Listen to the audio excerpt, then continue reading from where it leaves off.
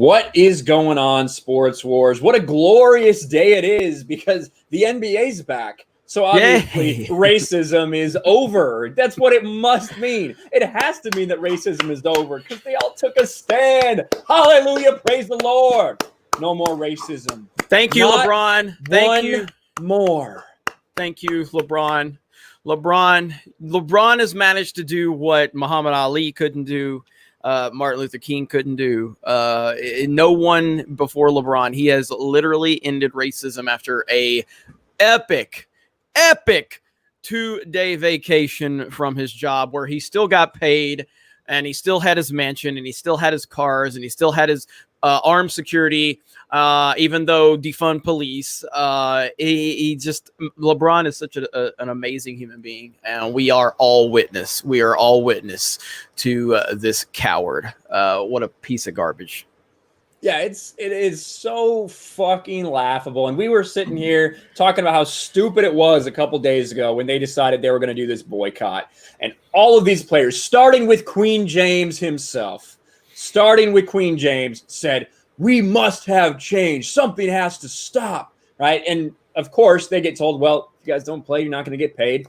And they're immediately back because they don't believe any of the shit that they're shoveling, and they never have. The NBA players decided to boycott everything as a statement, and then they backed off that because they're complete hypocrites. Nothing has changed. Literally nothing about it has changed. They boycotted their own league. Like it's as laughable as J.J. Abrams writing a book about ending white supremacy in the workplace, because it's like you're admitting you have white supremacy in your workplace, J.J. Abrams. Like, so let's boycott the NBA to take a stand against racism. The fuck does that even mean? You know, they don't. These people are idiots.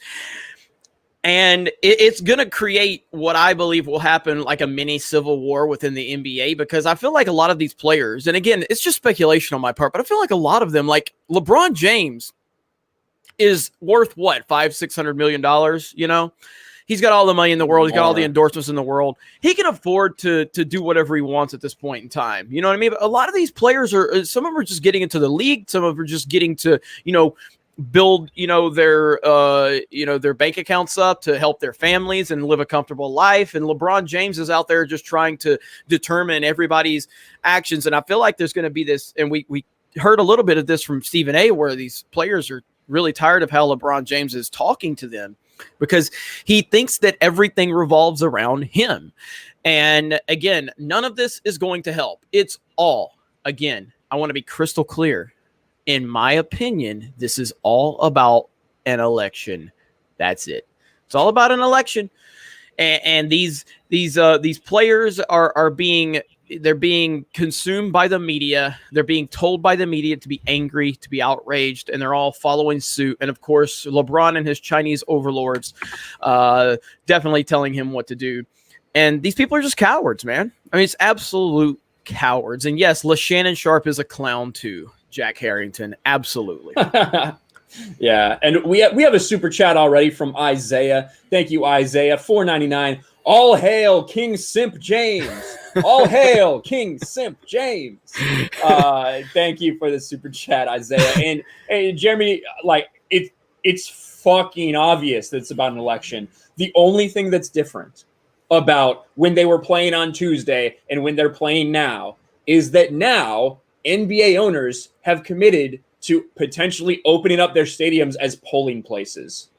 That's literally the only fucking difference. We know LeBron James has his Get Out the Vote campaign. These people only want you to vote a certain way. That's very obvious. Yes. But they forgot to add the part of get out and vote Democrat, because that's basically what get out and vote Democrat, Yeah. Because it's not about get out and vote. It's not about use your voice. It's about use your voice the way we want you to use your voice. And if you don't use your voice the way we want you to, then we will shame you. We will call you names. We will treat you like you are scum of the earth. That is what it comes down to. Because we constantly hear all of the respect women. Women voices matter. Brown voices matter. Black voices matter. Minority voices matter until until a woman or a minority supports Trump. And then suddenly the Kellyanne Conways of the world, the Ivanka Trumps of the world, her 3-year-old son needs to be fucking investigated for a goddamn Lego set. They used Herman Cain's death as a political tool to go after Trump. They call Ben Carson a fucking brain surgeon. They say he's dumb. He's a brain surgeon. He's objectively not dumb. What are you talking about? There are unreal. There are some people who are legitimately dumb, and a lot of them are, playing on an NBA professional court right now. And we'll show you. I'll show you. It won't be a hard because we have. Listen, I see a couple of people already talking about it in chat. We're going to talk about the NBA players that are registered to vote. We do have a super chat from Dominican26499. Thank you very much, Dominican46, for the super chat. We appreciate all the support that we've been getting from you guys. We are growing this thing each and every fucking day by leaps and bounds. That's all thanks to everybody that's tuning in right now. And listen, nobody, and we are enjoying the growth. We're enjoying the views. There's no doubt about that. And we know that, we're not going to get the same views when, hopefully the NFL season starts and we get past the political propaganda and we're simply talking about, X's and O's and debating on the field stuff. We get that, but we do know that it's going to bring a new audience in there that people that do want to hear it as well. But I am worried the NFL is going to go down this same road, though. That's my biggest concern. But that's a discussion we'll have a little bit later on in the show. But good God, it's so fucking disgusting right now. Oh yeah, and it's the NFL is going to be just as bad. I think Roger Goodell fucking already bent over and spread his ass. So I can't imagine it getting better. Yeah, John Cream for $5. The words racist and white supremacist only started being used a lot in 2015-16 by the media. There are graphs that show this outrage is fake. Absolutely. It was a complete tool by the media to start amplifying this and dividing people over the 2016 election. Not a doubt. You're absolutely right, John Cream. Thank you for the super chat. Did you guys see all the BLM stuff at the FCS game last night? I didn't see that. I know there was college games last night, but I didn't check any of that out yet. No, I didn't see that. There's so much stuff going on. I was covering the Talcum X story, on my personal channel. I was covering Last of Us Part 2 sales being a disaster on Geeks and Gamers. There was stuff going on for theme parks. I did for park hopping. There's just so much stuff right now. It is absolutely crazy. So, right. But and Sasha asked if we have members. We do not have members on Sports Wars. I'm not sure why, but we're working on that. So they haven't given us an option for that. So so it's the only channel that we don't have, and it's the biggest one of them all. So I'm not quite sure why, but as soon as we do, we'll get them out there. But this story, this is why these people are complete fucking hypocrites, right? Yes. Talking up. The only thing that's changed and why they're now going back is because a couple owners said, well, we'll try to get our places registered as a polling place so you can go vote. But we fucking know that that's not that easy. There's local election rules. That can't just happen overnight. Only 20% of NBA players are registered to vote.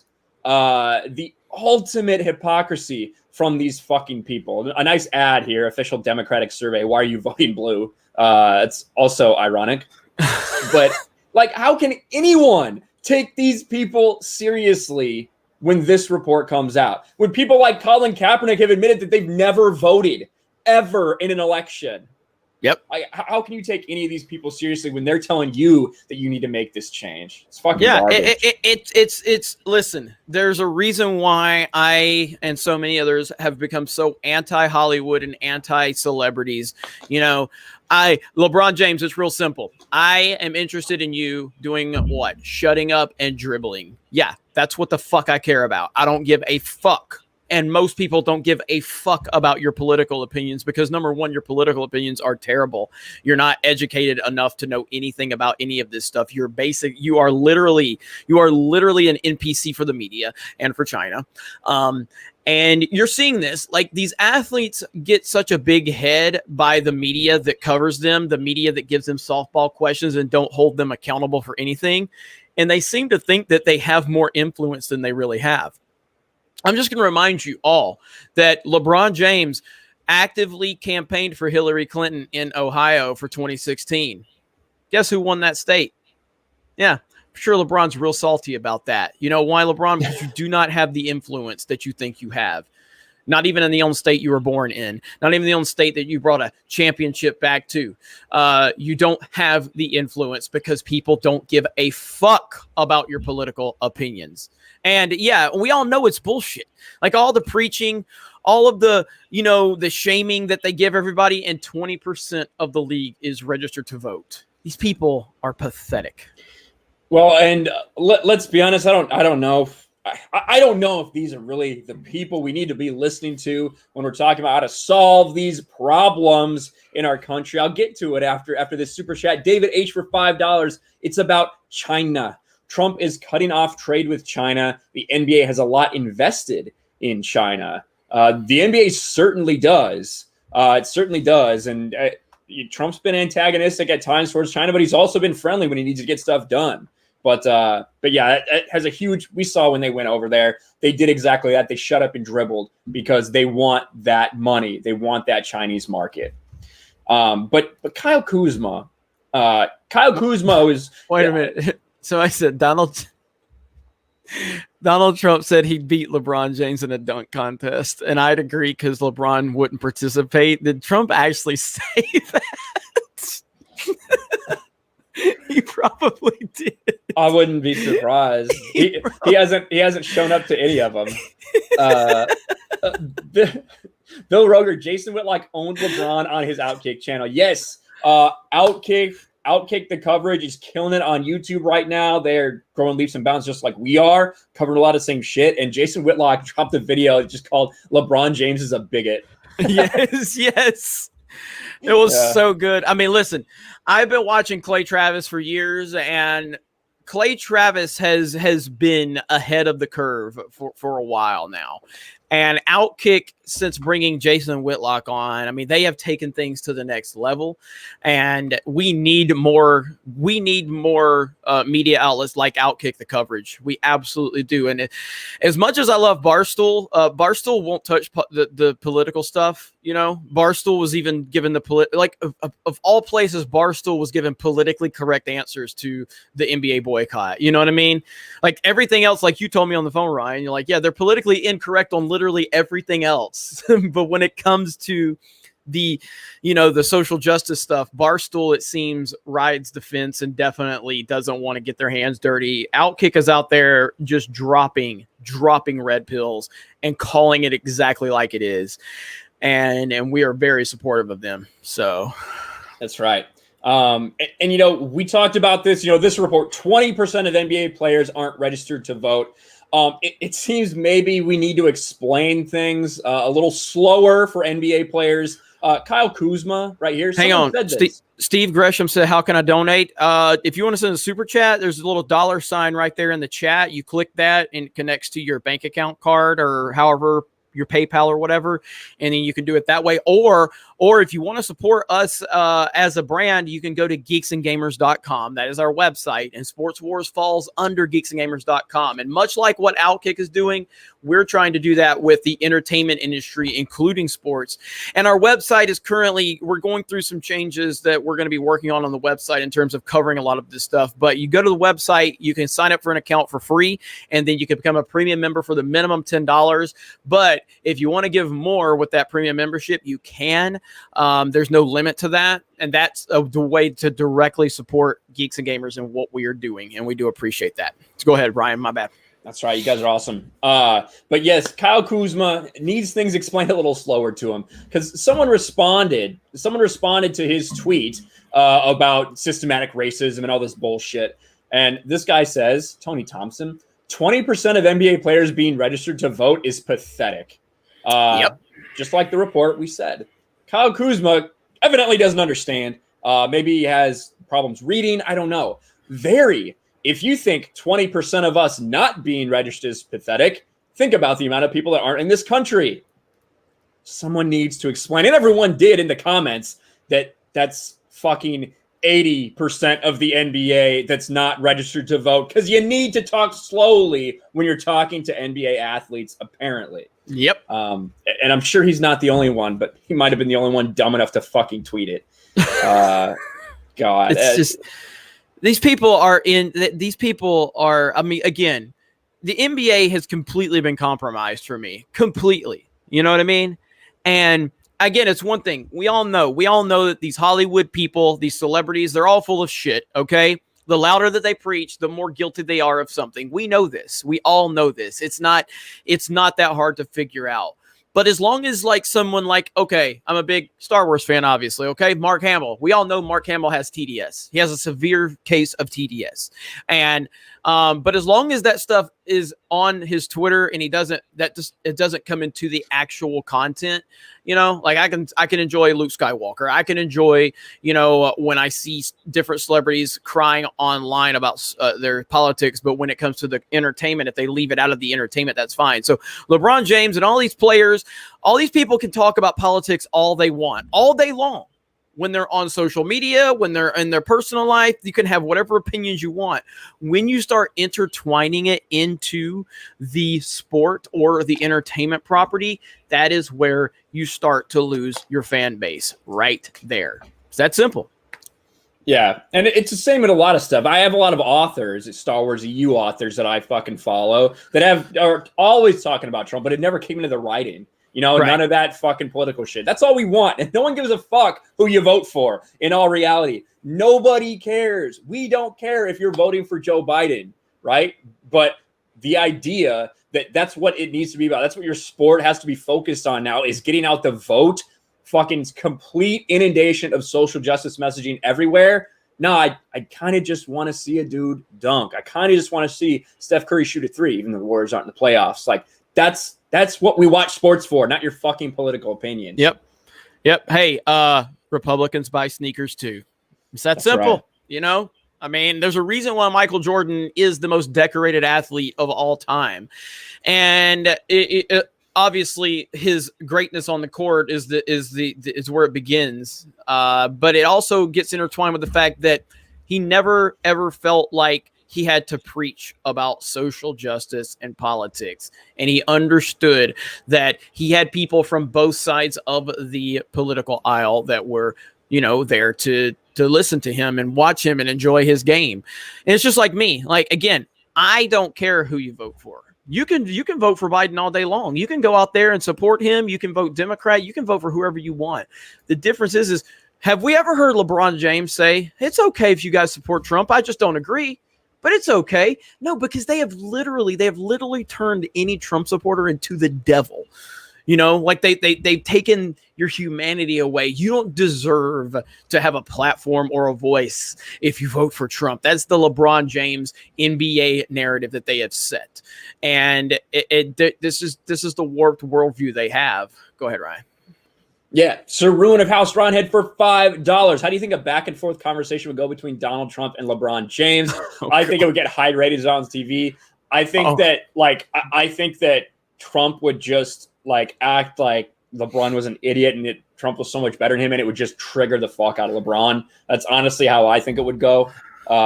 Trump would annihilate him. And let's be clear. I mean, what is Trump? Almost 80 years old at this point. Like he's pretty old. 77 or 73, somewhere on there. And I hear people say like, oh, Donald Trump, he doesn't speak clearly, and he's dude is 77. Go back and listen to Trump when he was in his 40s and his 50s. Dude was as sharp as a knife. Okay, like he was as sharp and as well spoken as you could imagine.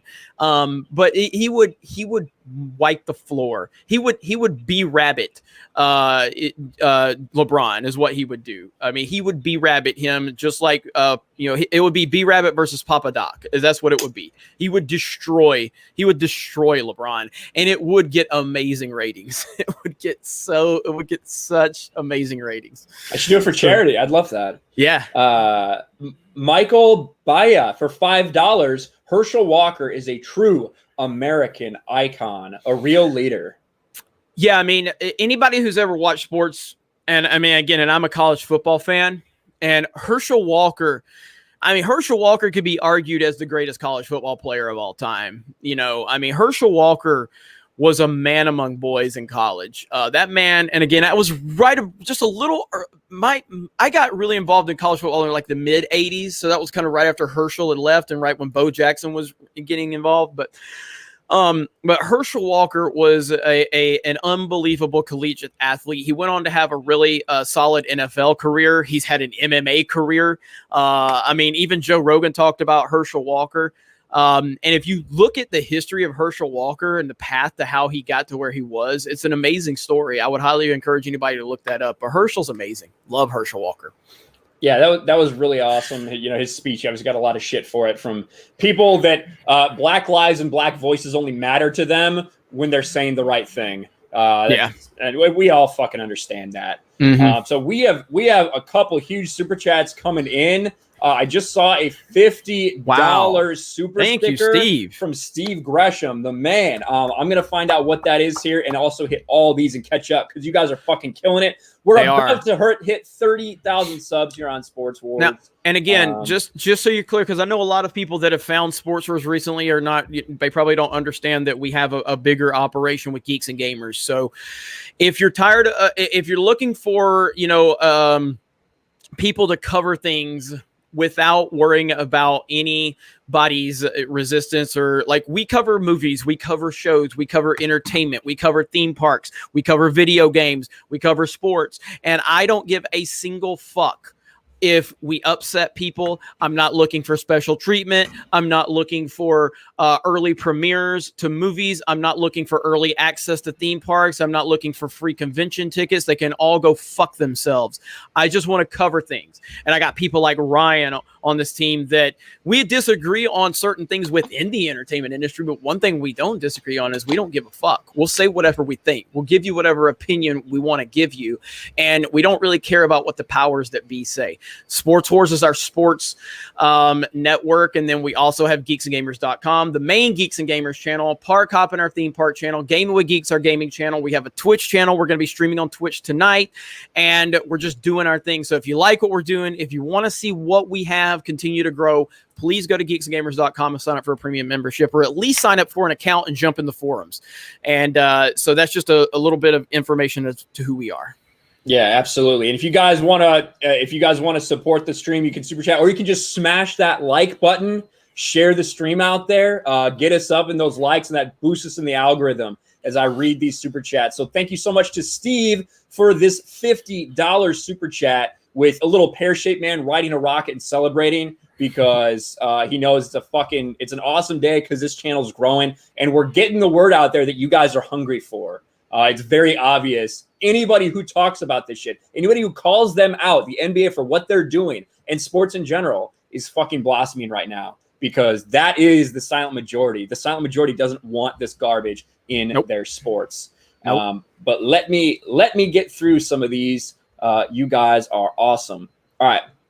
I read Herschel Walker. All right. Kid Blue RB27 says for $5, so happy to see this channel growing. Been here since the channel was first starting out. Great job on the channel growth. Thank you so much, Kid Blue. Kid Blue is a really, I actually talked to Kid Blue a while back about doing some stuff for us. A very, very knowledgeable football fan. So thank you, Kid Blue. Appreciate that, man. That's right. Thank you, Kid Blue, for the super chat. Bold like a leopard for $2. Do you guys take satirical article submissions? for $2? We do have some satire articles on the website, a few. But in terms of the submission, I mean, basically what we have is we have, contributors to the website, and then we have you officially on the team from that perspective. If you're interested in potentially writing for the website, just shoot me an email, jeremy@geeksandgamers.com. That's jeremy@geeksandgamers.com. And then I will forward that over to our editor-in-chief, and we can look at it from there. So that's the best route to go right there. Yeah, absolutely. We have a $5 super chat from Scotty Mugshot about Max Kellerman. I'll get back to that. We'll get that after these last couple. Kellerman. Kellerman. So David H for $5 says it isn't just lost Chinese revenue for the NBA. Their sponsors, shoe companies, and the owners have their products made in China. Very true. A lot of places like fucking Nike, who have all these guys down there for social justice activism like Kaepernick, they fucking have sweatshops in China. It's essentially slave labor. Indentured servitude is how they make their money. Yep. That's 100% right, David. Great point. Gary Major for $10 says, great comments, guys. I'm a black man, and I am totally tired of woke SJW athletes pushing their BLM crap into sports. President Trump is making America great again. Thank you, Gary. There's a lot of people that are out there like that. And if, again, they care about black people and black voices until you say something they don't want you to say. That's just how it is. And it's hypocrisy. And everyone's starting to see right through this bullshit. Thanks so much for the super chat, man. That's awesome. Lars Hansen for some Denmark, maybe. I don't know exactly what that is, but thank you so much for the super chat. Is it time to deploy the military against Antifa and BLM to stop the rioters and looters? I think the National Guard needs to happen in places where there's people getting shot simply because of their political views, which happened last night. Yeah, absolutely. I saw Tim Pool's video on that, and I'll probably make one on my personal channel about it. But that again, if that was in reverse, the media would be 24-hour coverage right now on CNN, and you would see Mark Ruffalo and all of the woke celebrities. They would all be talking about how there was violence against a Biden supporter. It's just unbelievable. It's disgusting, is what it is. So I absolutely think they need to send in the military. No fucking doubt about it. Yeah, I think send in the National Guard. That's what I would say. But yes. Now, back to that super chat from Scotty Mugshot. Can you talk about Max Kellerman? You talked about a little on your personal channels, Jeremy. What did Max Kellerman's dumbass say? I mean, Max Kellerman's woke as hell. Max Kellerman, listen, when Max Kellerman first came on to First Take to take over for Skip Bayless, I was actually pretty excited about that because Max Kellerman he's not a dumb person in terms of his sports knowledge, especially boxing. Okay. I mean, he knows his boxing. I don't think anybody's going to dispute that. And when you take over for Skip Bayless, you have to come up with your own nonsensical thing to get ratings and attention. So he jumped on this whole Brady's going to fall off a cliff nonsense. And Max is just Max. I thought it was going to be a good dynamic with him and Stephen A. But the thing with Max is that Max has a disease right now. It is a disease that's taking over a lot of people, and it is called TDS. TDS is a real thing. It is an absolute real thing. And Max Kellerman cannot stop with the anti-Trump rhetoric. He cannot do it. He doesn't have the ability to stop with the anti-Trump rhetoric. So he basically had to take a shot at SEC fans. And this whole thing about why we're getting football and how SEC fans are typically uneducated and they fall for propaganda, and Trump is, taking advantage of, uneducated voters in the SEC country. I think even Stephen A defended. I didn't see Stephen A's response, but I heard Stephen A even try to defend, SEC fans at that point. I mean, it's just crazy, man. It's Max Kellerman drives me fucking crazy. He is almost Jamel Hill bad at this point. He's almost gotten that bad. I mean, it is absolutely ridiculous. Jamel Hill is fucking disgusting. She really is. Like her Twitter just literally makes you lose brain cells when you go over there. You drop IQ points anytime you scroll her fucking timeline. She is an absolute piece of trash. But yeah, she's a horrible human being. She's a terrible, terrible human being.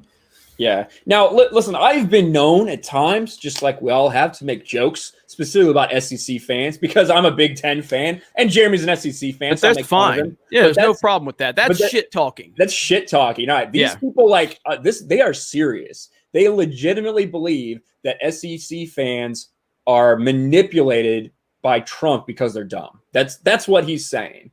Imagine if he said that about black people. You know what I mean? Imagine if he said that. Well, like, where would the outrage be? Where would the backlash be? But again, that's ESPN for you, and it's not just ESPN. It's NBA TV. It's TNT, with the exception of like Charles Barkley. Charles Barkley is one of the only sane people. Yesterday when the NBA was back, he was sitting there and they were all talking about bullshit. And Charles Barkley was basically like, man, it's a happy day. I'm just glad basketball's back. Like, that's what Chuck was like, because he's one of the only somewhat reasonable people still around there. God damn. But let me get to a couple of these super chats, guys. So we have Mumbling Bearded Freak for $5. Actually, in 2010, you can see an increase in words like racism, white privilege, et cetera, in the media. It was just escalated in 2015. Certainly during President Obama's term, there was a lot of that as well. Any type of criticism was deflected by using words just like that. So you're right, Mumbling Bearded Freak. I appreciate that. And I like your name. That is a good name. That's a great name. Especially for YouTube. Nick Walsh, for €5, I want Under Armour or Adidas to be the next NFL apparel supplier. Screw Kaepernick, LeBron, and Black Lives Matter. Yeah, I mean, we live in a world where Brian Urlacher can have an opinion, and the Bears sit there. I'm kind of embarrassed to wear this shirt today, honestly.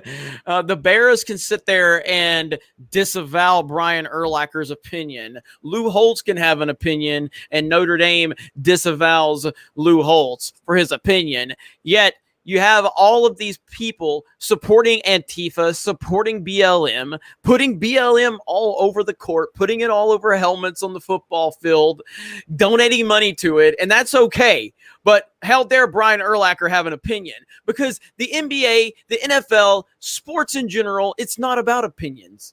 It is about the right opinions in terms of what they have determined. And if you don't have the right opinion, they will cast you out. It's just like the Joker said in The Dark Knight. It's that exact line. It's that exact line. You know, they will eat themselves. They will eat each other alive. And that is exactly what they've done. I just want to say thank you, Dana White, for having gigantic fucking balls to not give a fuck.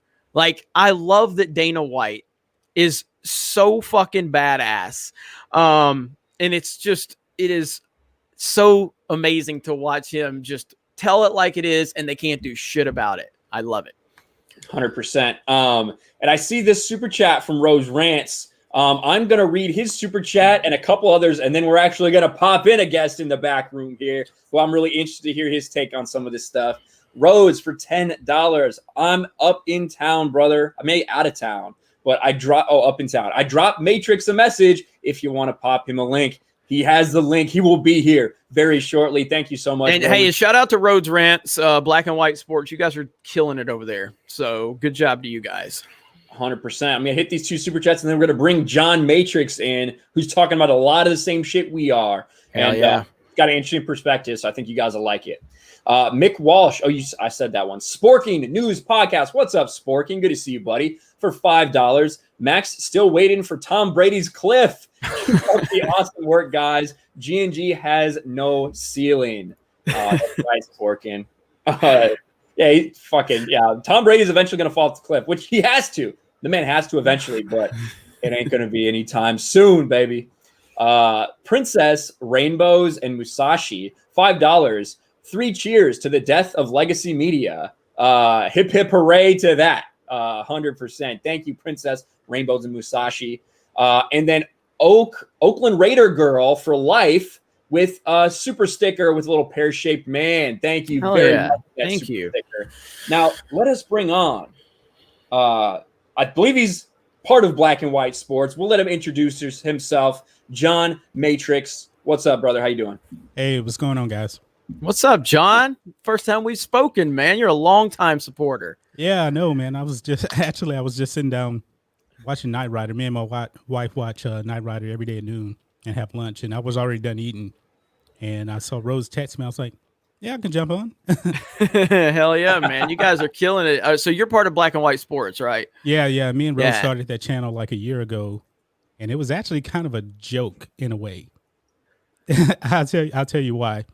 But starting the channel wasn't a joke, but the name of it is a joke. Mm-hmm. Because, we were talking about all the woke Hollywood stuff. And we was like, there's so much into identity politics. Why don't we just call it Black and White? Because I'm black and you're white. And that's how we got the name. Right on, man. Well, we were actually talking like 30 minutes before the stream. We were talking about you guys' channel and said that they're having a lot of the same success because they're talking about the same stuff, because like this is where it's at right now. Like people are fed up with this shit and they're eating it up. What's your perspective on what's going on in the NBA right now? It's a complete and utter joke. Complete joke. LeBron James and the Marxist NBA players of China have exposed themselves as the biggest hypocrites, and they're a bunch of liars. They're lying about all of this police brutality, shooting black people. It's all a lie. It's all a lie. It's all for just fake virtue signaling out there. And my last video that I put up a couple hours ago, talking about Jamal Murray, talking about himself, I shouldn't be shot by the police because I'm black or something like that. He was saying, not his exact words. Yeah, but I was like, because he had actually put up custom made tennis shoes of Breonna Taylor and George Floyd, and my take is, man, look at their situation. Do you guys know the truth about Breonna Taylor? Mm-hmm. She was knee deep in the drug game. She was the money person. That's why she got shot. They weren't going after her because she was black. She was a drug dealer. George Floyd, you want to be high on fentanyl and methamphetamines, you want to pass a fake $20 bill. He wasn't arrested because he was black. He was arrested because he was a criminal. 100%. It's all a lie. Jacob Blake, you got the WNBA players standing on the court. WNBA players with Jacob Blake spelled out on their t-shirts. Dude who literally grabbed a woman by the pussy. Literally did it. Right? Not just that. Assault. Not just that. He was raping her like 8 years. Yeah. But I thought that we were supposed to believe all women. Yeah, exactly. I guess exactly. It shifts. It just the endless rabbit hole of social justice, man. It's like believe all women until a woman actually that has a credible statement against someone else that we're trying to act like we care about. It's just like it's an endless cycle of nonsense. There's no consistency. There's no foundation for their beliefs. They just continue to just make shit up as they go. And people like us and people that are in this chat, and people that are subscribing to these channels, people that are watching Outkick the coverage, we're fucking sick of it. This is why the fucking NBA ratings are disaster. It's why the NFL ratings are going to be a disaster. It's why people are tuning out, because they don't care. We don't care about your politics. We just don't. And if you're really worried about police brutality, and I've had this conversation 1,000 times, why were there no conversations about Tony Timpa? Why were there no conversations about Daniel Shavard? Why was there no conversations about Justine Damon? Because it was never about police brutality. It was about forming a narrative and using people's race to push a political message. This is all about politics. David Dorn. David Dorn. There you go. They don't talk about David Dorn. LeBron James refuses to even mention his name, just like the Communist News Network. They have covered nothing. That's CNN, by the way. They have covered nothing about David Dorn. And that's disgusting. Then you have Fredo over there at CNN trying to use David Dorn's widow and tries to discredit her by dividing his family. That is disgusting. Sick, man. Sick. And I know you got a few super chats to get to, Ryan. I'll let you get to those. So. I do. I just threw down Black and White Sports. Yes, and John Matrix, and you guys go to John Matrix channel as well, and Rhodes Rants. We'll get all the links in there. We'll get you guys taken care of. I want to get you guys some subs over there. So that's right. And let me you guys are blowing it up. You guys are really receptive to what John's saying as well. So let's catch up with some of this stuff. Christian S for $20. About to burn my Jamal Murray jersey. We don't need a Canadian telling us the country that welcomed with open arms and made him a multi-millionaire is racist. Wait a minute, he's a Canadian? I think Jamal Murray's from Canada. Really? Yeah, I didn't know that. Wow. That changes it even more. Such a thing says, I'll watch Sports Wars videos all day, but not the actual NBA. Geeks and Gamers gets my support, not Wokeville. Thank you, Sasha.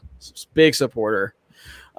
Steve said I subbed on both my channels, talking about Black and White Sports. Also, John Matrix, check out his personal channel. And yeah, John, I mean, you've been supporting Geeks and Gamers and me for how long, man? How long have you been supporting? Man, probably, I think your channel is the reason why my channel started. That's awesome, man. And it was mainly about like Hollywood and everything. And actually, I was just covering like straight news, and then I saw how they were just getting crazy with their identity politics. Then the shutdown started. And then they really got exposed for all of the political BS, and then the channel just kind of changed. That's awesome, man. I've always been appreciative of your support, man. Always. So it's good to see you guys. You know, You guys have got your stuff rolling over there, and we'll support you any way we can. So because we got to support each other at this point in time. Because like I said, I mean, even a company like Barstool, and I love Barstool Sports, and Barstool Sports has always been super edgy, super politically incorrect. But when this boycott happened with the NBA, I watched them, and they were really walking that line. They were being super careful, and I'm like, really, Barstool? Really? Like, come on.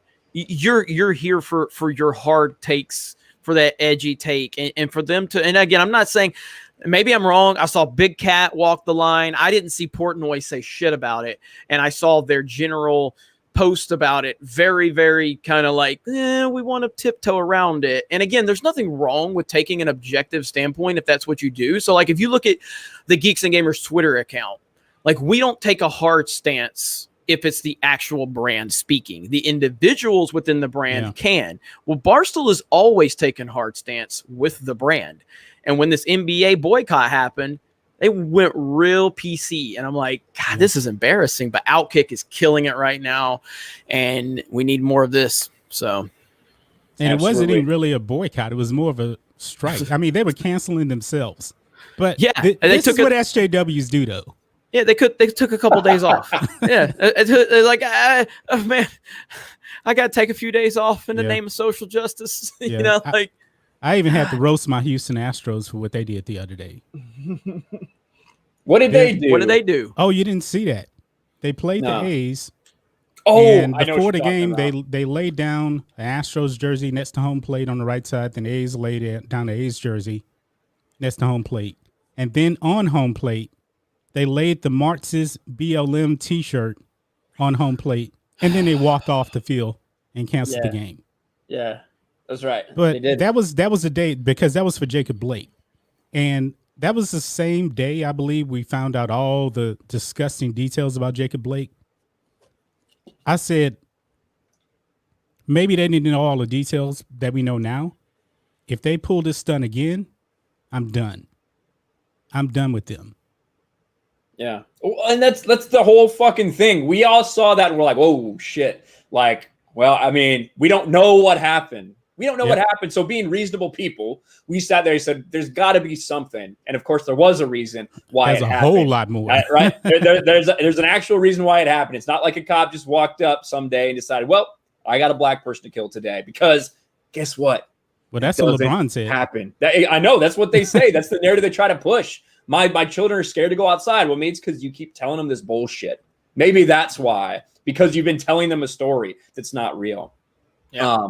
Let me get back to hit these. What the fuck? Demez Recon 84 for $5. It's all garbage. Pro sports is about dead. Remember, the racists are easy to spot. They're the ones obsessed with race. Yes. Love the Geeks and Gamers team. Thank you. Demez Recon B4. 100%. The ones who that's all they care about. Yeah, that is the people that are the racists. Thank you.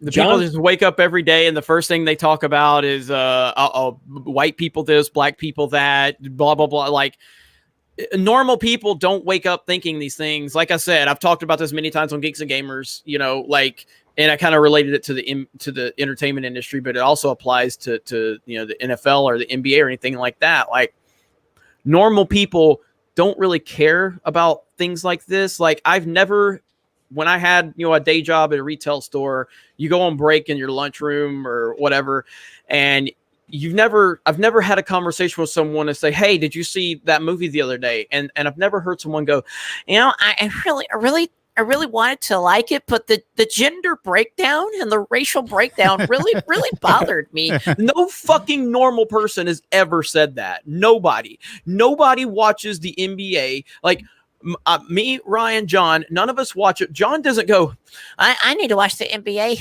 because all the people look like me. He doesn't give a fuck. He just wants to see people play basketball. Just like me. I never watched the NBA growing up and going, I need more people that look like me. No, I don't. I don't need more fucking white people in the NBA. I just need people that can play the game and play it at a high level. And I don't give a fuck what color they are. That's why Michael Jordan was my hero. And I typically made fun of Larry Bird at an early age because he had the short shorts. Because that's just what I did. You know, I didn't go, I got to cheer for Larry Bird because I need more white representation. Fuck representation. I don't need more white people in the NBA. I need more good players that don't want to bring political nonsense into it. It's just stupid, man. Yeah. See, Hakeem Olajuwon was my favorite NBA player. Oh, Hakeem the Dream. The Dream. He's in Jeremy's top 5. He's from Nigeria, and he has a lot of businesses down here. I didn't care that he was black. Yeah, I didn't watch Hakeem because he was black. Right. I just watched him because he's an all-time great player. Exactly. And yeah, Hakeem is in my top 5. I think Hakeem gets overlooked, you know. He was better than Shaq. Absolutely. And again, my top 5 is always about just people I saw. So I don't put Wilt Chamberlain or Oscar Robertson or any of those guys. Yeah. I don't put the old school players that I really never witnessed. I didn't even really witness Kareem. That was just a little bit before my time. I remember Kareem because I think I'm a few years older than you. I remember Kareem in the 80s. Yeah, see, because I'm 40, and so I'm 43. Okay, yeah. So like Kareem was just right before I really started watching the NBA. Because when did Kareem retire? Like mid 80s? 89. 89. Okay. So I mean, but he was at the tail end at that point. Like he was he wasn't in the finals when the Lakers played the Bulls in Jordan's first championship. He wasn't on that Lakers team. No, he had already retired. Yeah. So, cause I started really getting into the NBA like 88, 89. So I was obviously right around when Kareem was, you know, on the tail end. Because Jordan is the reason I got involved in the NBA. Well, and I got to throw this in. Hakeem destroyed Kareem in the Western Conference Finals. And hell yeah. Like 35 points a game, and he like destroyed him. Mm-hmm. Yeah. Kareem played a long ass time too. Yeah. He was not the defensive guy that he was later in his career. He just wasn't. But, you know, I think Hakeem gets looked over and people kind of like forget about the Rockets' 2 championships because Michael wasn't there. Right. You know what I mean? Like they're like, well, I mean, Michael wasn't there. So they get that one. You know what I mean? Don't tell that to Jordan. Jordan has the utmost respect for Hakeem. He put Hakeem in his top 5 players he would pick.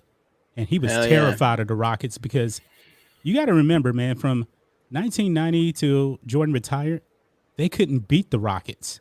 They had no answer for Hakeem. And Robert Horry said that Phil Jackson doesn't like to double team, and Hakeem would just destroy Bill Cartwright, Will Perdue. And I don't know if this is necessarily true, but several people have said that Jordan said, we're scared of the big African. We can't stop him. We don't have an answer for him. Yeah, Luke Longley ain't cutting it. No. Hey, you guys want to spam Clay and Whitlock right now on Twitter? Tell them to get in here. We'd love to have them in here. Yeah, Whitlock has the best. He has the best name for BLM. He calls it bigots love Marxism. Fucking hilarious. Bolsheviks love Marxism right there. Nice. There's so many of them. let me catch up because you guys are fucking killing it in chat right now. So we're gonna catch up with these super chats, guys. All right, we have man, you guys are killing it. So let me catch back up to where the hell I was. All right, John Cream, $5. ESPN didn't even show Urlacher's ceremony on Monday Night Football a few years ago. I think they all know his political views, so he isn't welcome. Yeah, I do remember them talking about that. I don't know if it was because of that. Like ESPN's gone so far the past few years, but potentially that might have been part of the reason, John. I love Brian Urlacher. I love what he said. It's a shame that nowadays these fucking people, like these corporations, have to say, well, this one individual who used to play for us, one of the thousands of people that have played for us, we don't have that same viewpoint. Yeah, no one associates you with that. Yeah, no exactly. Reasonable people do. So thank you, John. Brian Robidoux for $5. Thank you, Brian Robidoux. I appreciate the super chat. Wayne Swiddick for Canadian $5. I figured how to watch my Toronto Raptors. I turned the sound off and listened to music. Sorry, all you woke sponsors. Not lol. Yeah, and then just put a little bar of the Black Lives Matter that's constantly on the court. It's going back and forth. That might be another way. Thank you for the super chat, Wayne. Gary Major, $10. Another super chat for John Matrix. Really enjoy listening to John's channel. John Matrix is MAGA. There you go. Which one is, I guess, my personal channel. Thank you, Gary, for that super chat. And then another one talking about John, Sanctuary of Geeks for £5. Not a sports fan, but love GNG, and anyone who watches Knight Rider like John Matrix gets my support and a super chat. Well, thank you very much, guys. I'm gonna make sure we get John and Black and White Sports in the comments. You guys can click and sub to his channel as well. Hey, John? Yeah. Did you watch Airwolf growing up? Not really. I didn't really watch Airwolf. Okay, I was big into Airwolf. Love me some Airwolf back in the day. That's that and Knight Rider I watched. What were you going to say, though? You were about to say something else. Oh, have you seen the new Bill and Ted? I haven't yet. I saw it last night, and I text Rose. I was like, man, the movie was really, really good until the end, I think, with Last Jedi. Oh. I got to watch it again just to make sure. Really? But it seems like it went Last Jedi at the end, so you may want to check it out. Oh, I've heard a couple people arguing back and forth about that on Twitter and shit. I haven't watched it. I don't know anything about it.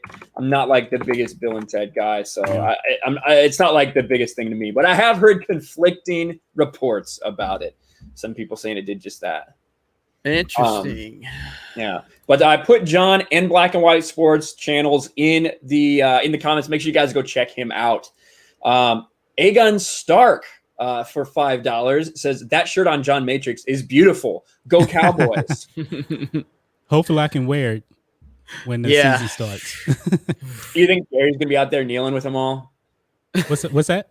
You think Jerry's gonna be out there kneeling with them all? Well, Jerry has a plan, and I like his plan. He said that he wants to do what they did in 2017.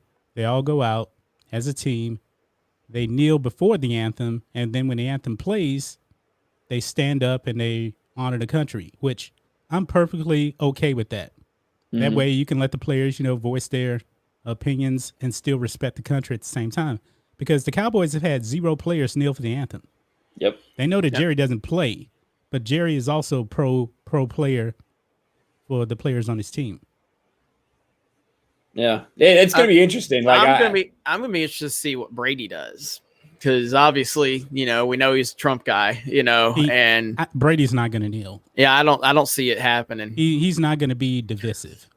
But the thing is, that's the thing. What if it's all his teammates kneel? Right? Yeah, because right now, Jonathan Isaac, man, Tom Brady's legacy right now. It's sad to say, but I mean, after all these Super Bowls and dominating for 20 years, his legacy rides on what happens in Tampa Bay. I mean, it really does, because if he fails in Tampa Bay, then the narrative is Belichick made him. He was a benefit of the system, and if it succeeds, that's ridiculous. Because it's absolutely ridiculous. Who was Belichick before Brady? Oh no, 100%. You know me. I'm 1000% on the side that Brady made Belichick, and I love how this narrative exists that like Brady went to the Patriots, and it's like the Patriots were a losing franchise when Brady went there. What the fuck are you talking about? The Patriots were a joke when I was a kid. Yeah, they were absolutely a complete joke. He had an all-pro quarterback, and he couldn't even make the playoffs. You know, Drew Bledsoe was an all-pro quarterback. So 5-11, then 0-2. But to circle back around, so I mean, Brady has to be a politician right now. So if all of his teammates kneel and he does, I mean, look what happened to Drew Brees. Drew Brees is one of the all-time great guys in the NFL, and he got absolutely annihilated, mainly by LeCarron James right there. What the fuck, dude? That is amazing. LeCarron James. Oh my God. I can't see the avatar. It's LeBron crying after his championship with a Karen haircut. I gotta get a closer look at that. Yeah, that's fucking hilarious. LeCarron James. Yes. Oh my God. I'm gonna have to use that as a thumbnail. Yeah, that's what I was just thinking. But you're 100% right. You're 100% right. You're 100% right, Jeremy, about Brady's legacy. Even after everything, this was a risk. This is a risk going to Tampa Bay, separating from Belichick, because now if he does go down there and fail, then people will hold it against him. No doubt about it. But so my thing is, he's 43. Nobody has ever seen a 43-year-old be all-time great. It hasn't. The closest has been Warren Moon. I think he was like 41. Mm-hmm. This is uncharted territory. People want to hate him though. But he's 20 years in. Yeah. No, it's insane. I mean, because Brady's the greatest I've ever seen. It's not even close. You know, and it's this media thing. Again, Belichick he's gotten this kind of this treatment from the media. Like, even though he's not media friendly, they've given him this thing where they treat him like he's the sole reason that the Patriots have been good. And it's like Brady's taken pay cuts. Brady's been a great teammate. Brady's been a great leader. And you know, people always go back to the 11-6 or 11-7, whatever it was. 11-5. That's right, because they didn't make the playoffs. That's right. They didn't make the playoffs. Yeah, so they didn't make the playoffs coming off of an 18-1 team that came within a minute of a perfect season. You still had a Randy Moss, and you still dropped. You know, you lost or you won like 6 or 7 fewer games. Yeah. That's a massive drop off in the NFL, to drop 7 wins and not make the playoffs. And again, the Patriots have made the playoffs every single year except for Brady's second year, and except for that 1 year coming off of an 18-1 season. So, but you also have to remember that 08 season when they went 11-5. Going into that season, everybody was saying that schedule is a joke. That schedule was the easiest schedule in the NFL, and they still didn't win their division. Right. And Matt Castle was no Tom Brady. He was solid, but he was no Brady. Matt Castle went on to make a Pro Bowl 2 years later in Kansas City. So, 30,000 subs. Thank you, everybody. We just hit it. We just hit 30K, baby. Dang. That's awesome. Live on air. Hell yeah. All thanks to you guys right here, smashing that like button, sharing everything out there, all this shit. Congrats on 30K. Thank you guys. That is awesome. Let me get back. Give Stephanie a wrench if you've got the tab open. And just for spam though, Stephanie, don't you know, I know there's a lot of people running their mouths, but as long as there's no spam or horrible shit, you know.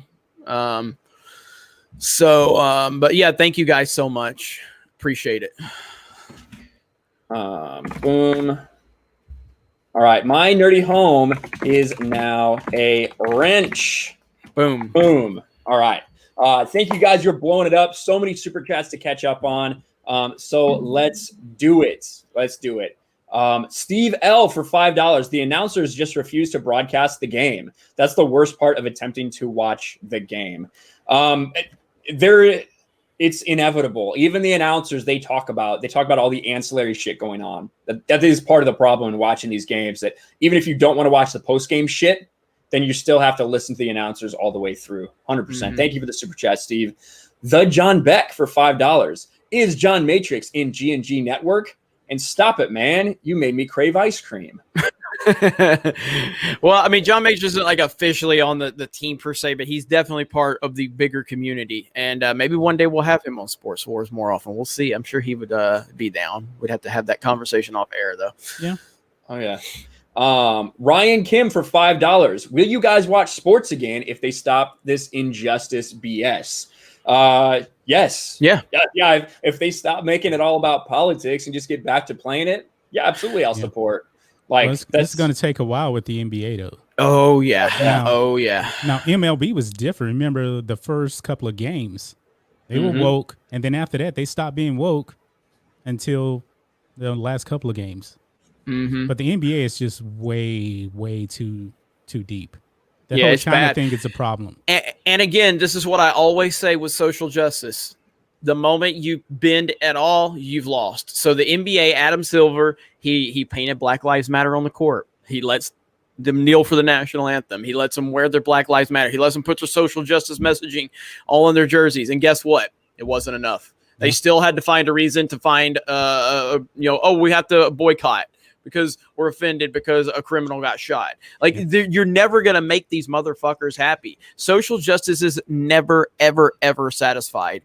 There's never an end goal. There's never a finish line. There's always somebody or something to be offended over. The Oppression Olympics will always find someone that's more oppressed. It will never fucking end. At the end of the day, life is about what? Hard work, determination. You need a few breaks to go your way. And you just got to keep grinding. And some people make it and some people don't. That's fucking life. Okay? That's life. That's it. That's simple. LeBron James is going to be worth $1 billion. You know, he was a millionaire before he turned 18. He was driving a fucking Hummer. This is your oppressed athlete right here. He's oppressed. Okay? Oh, yeah. Rick Astley. Rick Astley, he's never going to give you up, brother. Dark Side Droids for $5 says, I always thought highly of Mr. Matrix. Then he shows up on Sports Wars wearing a Cowboys shirt. Unsub. Fly, Eagles, fly. I have been a Cowboys fan since 1977. 77. I went through the 80s. I went through the glory years in the 90s. I went through the Dave Campo years. That sucked. Dave Campo. You know, I have to go through the same shit. Now, obviously, with Cowboys, it's from a different perspective because there's a lot of hate for the Cowboys, but I'm an Alabama fan. And, of course, people look at Alabama now, you know, under Saban. It's just been the dominant. But I'm like, bro, I went through the Francione, years. I went through the Mike Shula years. I went through all of I went through the Mike Price getting busted at a strip club and never even fucking coaching a game. Here in Pensacola is where it happened. But people just see, what's right in front of them. So that's right. Let's see. Thank you, Darkside Droids, for that. Bundus Autobahn for 10,000 something. I don't know what it is. But thank you for the super chat. If Jamal Murray is Canadian and considering only 20% of American NBA players registered to vote, did Murray even vote during the last Canadian elections for Parliament? I don't know. I wonder if he had a problem with blackface from his prime minister. Trudeau. Yeah, Trudeau. I wonder if Justin Trudeau, if Jamal Murray, Trudeau's a leftist, so he can't speak about him. That's right. Only conservative racists matter. I think that's what's going on right now. Oakland Raider girl for life for $5 says, have you guys seen Whitlock's take on LeBron being a bigot about the police? Whitlock was spitting facts right there. Yes. They have started putting up a lot of just Jason Whitlock speaking on Outkick for videos, and it's really effective. It's getting great views because people like hearing that perspective. When you're being fucking honest, that's why they're here. That's why they're Black and White Sports. When you're looking at the shit and saying something's not right here, the media is feeding you bullshit and the players are feeding you bullshit. Imagine if the media was like Outkick and Sports Wars and Black and White Sports. Imagine if the mainstream media, if the ESPNs and the Fox Sports, imagine if they just called it like it was. Imagine how quick.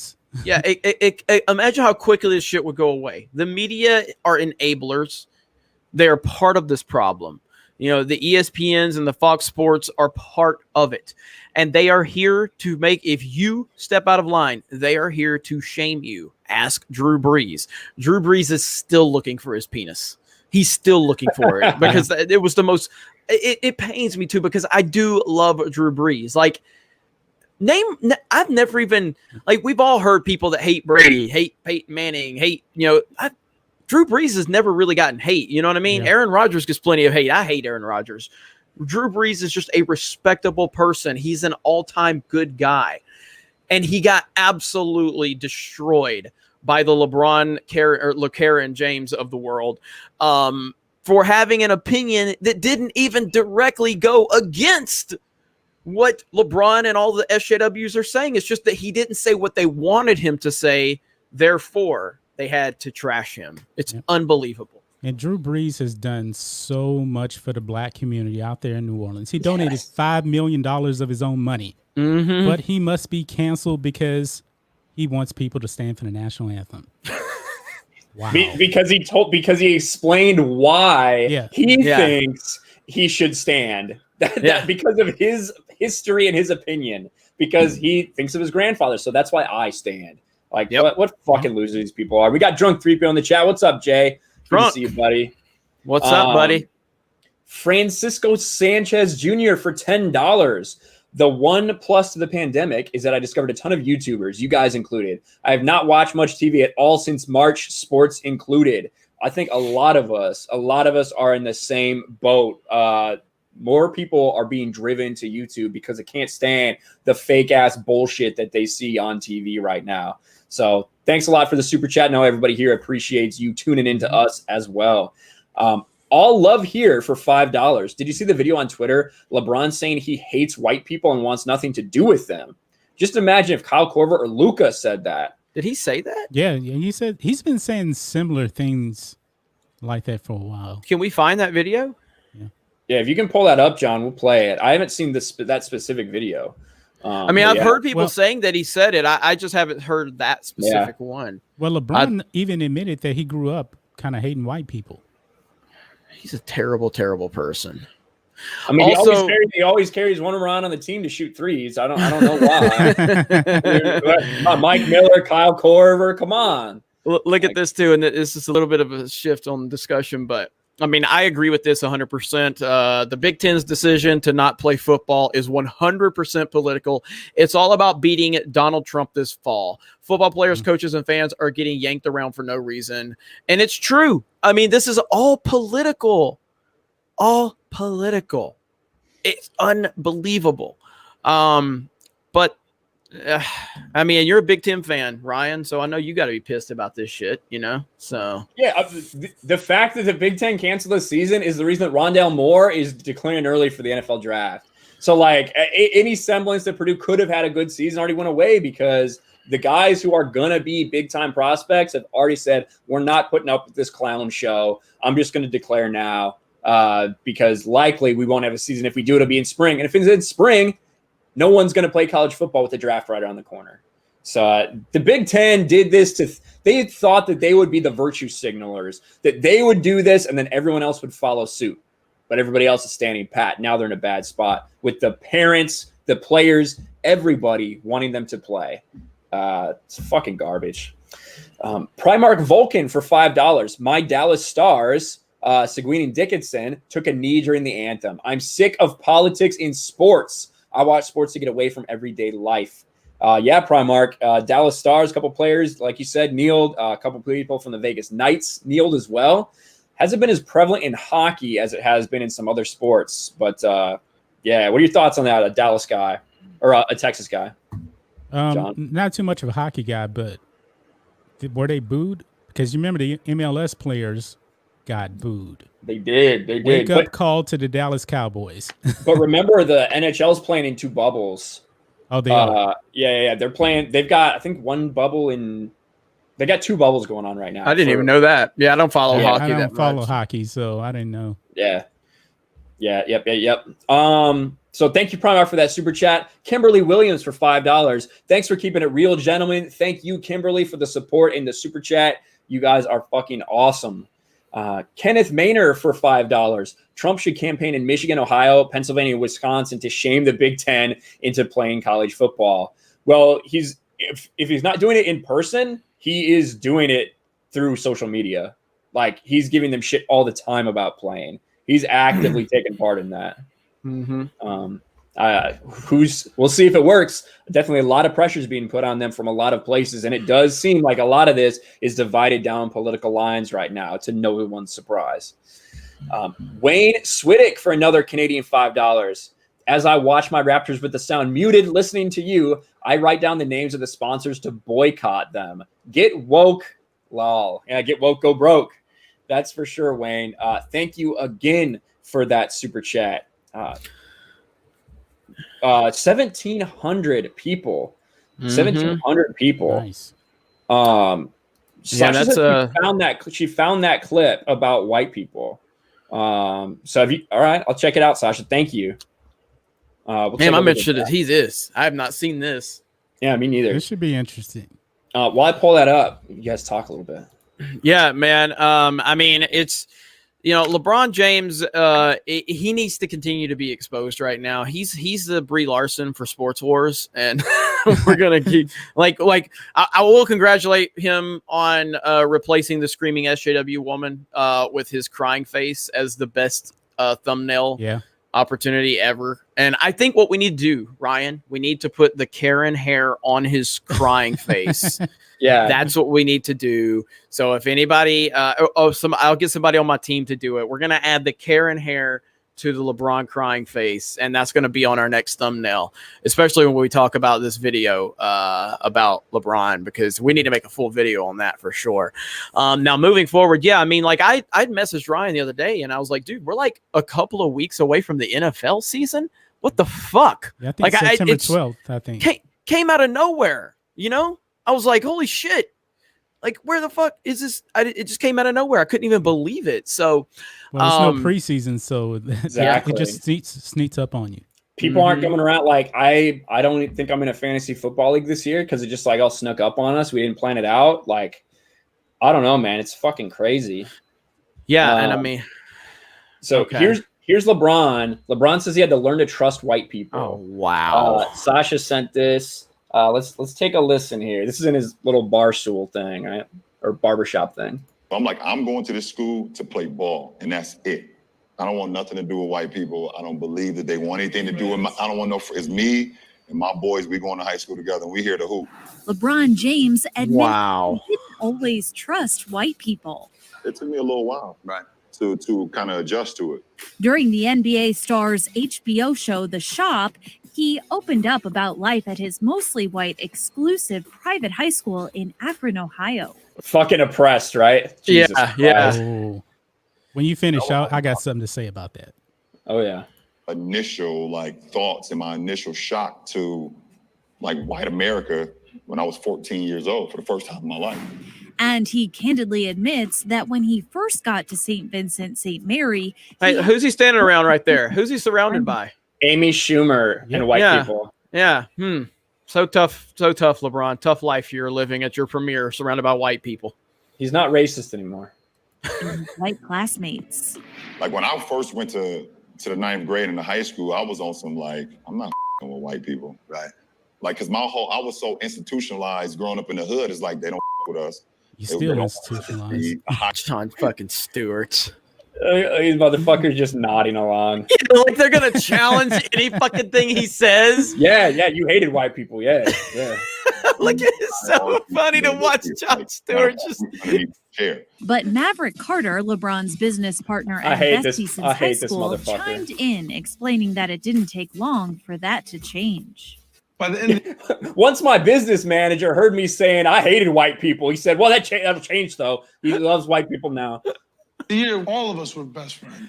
And LeBron revealed the surprising thing his white classmates introduced him to. First time I ever found out about a pantry is when I went to high school. Wow. Bread, cereal, chips, donuts, all that shit is on the top of the refrigerator. When I got to high school, it was the first time I knew about a pantry. All right.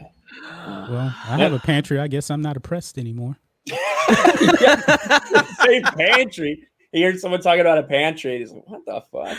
Make the pantries drop? What?" Oh my god! All right, what do you got to say about this this high school with the Hummer that he went to, John? Jay, you can hop in here if you want, man. Yeah, this is funny. He saying he grew up hating white people and all of this. Because I guess white people are trying to keep black people down. But why the hell is he going to go and campaign for Joe Biden, who just told you that you aren't black unless you vote for him, and also that black people all think alike, and also the same Joe Biden that spoke very highly of probably the most dangerous governor in U.S. history, and George Wallace, who said segregation now, segregation tomorrow, segregation forever. Joe Biden said that George Wallace, the liberals needed more George Wallaces. Joe Biden said that, but he's going to campaign for this guy. Yeah, it's because it's the thing. It's all about the politics. He's left. He's a Democrat. I'm going to support him. We're not going to. I can't believe we're not talking every day. We don't see something about Joe Biden saying, "If you don't vote for me, you ain't black." Like, how is that? How is that disappeared? You know what I mean? Did you see it the other day when he was asked about Jacob Blake and he starts talking about something completely different on CNN? Did you see that shit? Hi, No, I'm Joe I didn't Biden's see that. husband. You didn't see that? No, I I'm didn't gonna see pull that shit up. We gotta see that shit. While you pull that up, to address Gandalf, he says, "Lol, you guys can't stop swearing, huh? Why do you have such a fucking problem with it? I guess would be my question. This isn't for kids. If you're a fucking child, get the fuck out, you little bitch." That's what I'd say to you. But yeah, while you're pulling that up, I'll see if I can hit a couple more of these super chats, Jeremy. Thank you to everybody for all the support. Mindful Attraction 2.0, $5. David Stern wouldn't allow these politics in the NBA.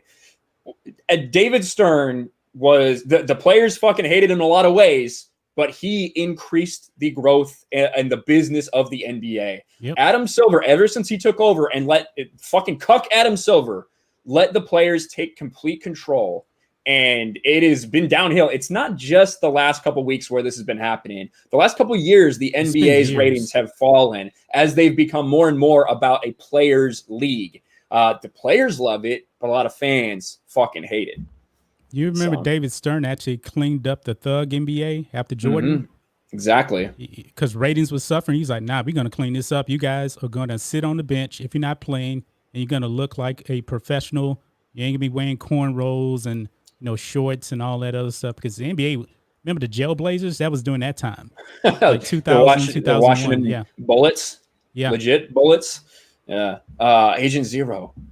Claudette Hansen for $5. Doesn't say anything, but thank you very much for the super chat, Claudette. Your boy Houston says, a surprise to be sure, but a welcome one. Also, what's y'all's take on Bubba Wallace defending Jacob Blake, despite all we know? I only saw the Jussie Smollett Bubba Wallace, but I didn't see actual Bubba Wallace's take. What did he say? I don't know what the fuck Bubba Smollett had to say. Bubba Smollett, the race car driver himself, he's he's terrible. Hang on, here's the Joe Biden clip. This shit's so good. This motherfucker is living in a different world, man. You know, I have a noose in my my garage door pool. Same one. Right here, don't get triggered. CNN's Anderson Cooper asked Joe Biden about the police shooting of Jacob Blake. Biden replies with a response to an entirely different incident. He really does, too. He does. Really? About the shooting of Mr. Blake. He's talked about violence at protests in the wake of it. I'm wondering why you think that is, that he hasn't actually addressed it. There's obviously a lot we do not know about the circumstances around it, but the video obviously has been out there. Well, look, I don't know enough to know whether that 17-year-old kid exactly what he did, but allegedly he's part of a militia coming out of the state of Illinois. Have you ever heard this president say one negative thing about supremacists? Have you ever heard it? That's the reason I got back in this race, because what happened in Charlottesville. People coming out of the woods carrying torches, their veins bulging. Close your eyes and remember what you saw. What are you talking about? A young woman gets killed resisting the hate and violence. Look at Anderson. He gets asked to come in, and what's he say? He says there's very fine people on both sides. He wouldn't even condemn David Duke, for God's sake. David Duke was a Democrat. He endorsed Hillary. And Richard Spencer endorsed Biden. So it was not a good day for Anderson Cooper yesterday. This is Jacob Blake's father, guys. Jacob Blake's father. I heard about this and I haven't seen it. I mean, make sure I share the audio. There you go. And then we'll get back to your super chats, guys. Jacob Blake's father was having a total normal one on live TV. The police have not released much information about what may have occurred in the minutes before your son was shot 7 times in the back at point blank range. Oof. As you know, the Kenosha Professional Police Association, which is a police union, they said that late today said that Jacob was armed with a knife, didn't comply, that he had fought with police and put an officer in a headlock. I know you aren't able to say much about this, but were you aware of this? Is that accurate? Some people say Brussels sprouts taste good. What? I don't get that. I hate Brussels sprouts.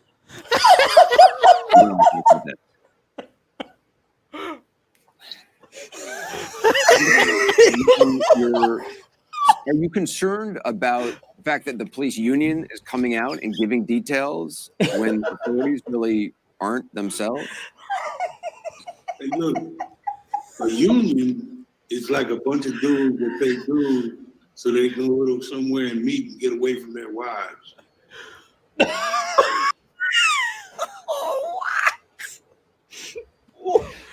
What the fuck? What did I just watch? What did he? He probably didn't want to actually answer if his son had a knife or not, which has now been confirmed. He did.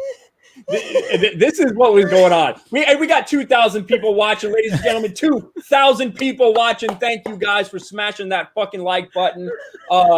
So what he's saying is, what do you say about the cops that said he had a knife? And he's like, some people say they like Brussels sprouts. Basically saying some people lie or some people are wrong. I think that's what he was saying. And Anderson's like, oh, you don't want to talk about this. Well, I love Brussels sprouts. I just had some for lunch. Oh my God, dude. Let's listen to this one last time here. But were you aware of this? Is that accurate? Some people say Brussels sprouts taste good. Look at Anderson's face. I don't get the reference. I hate Brussels sprouts.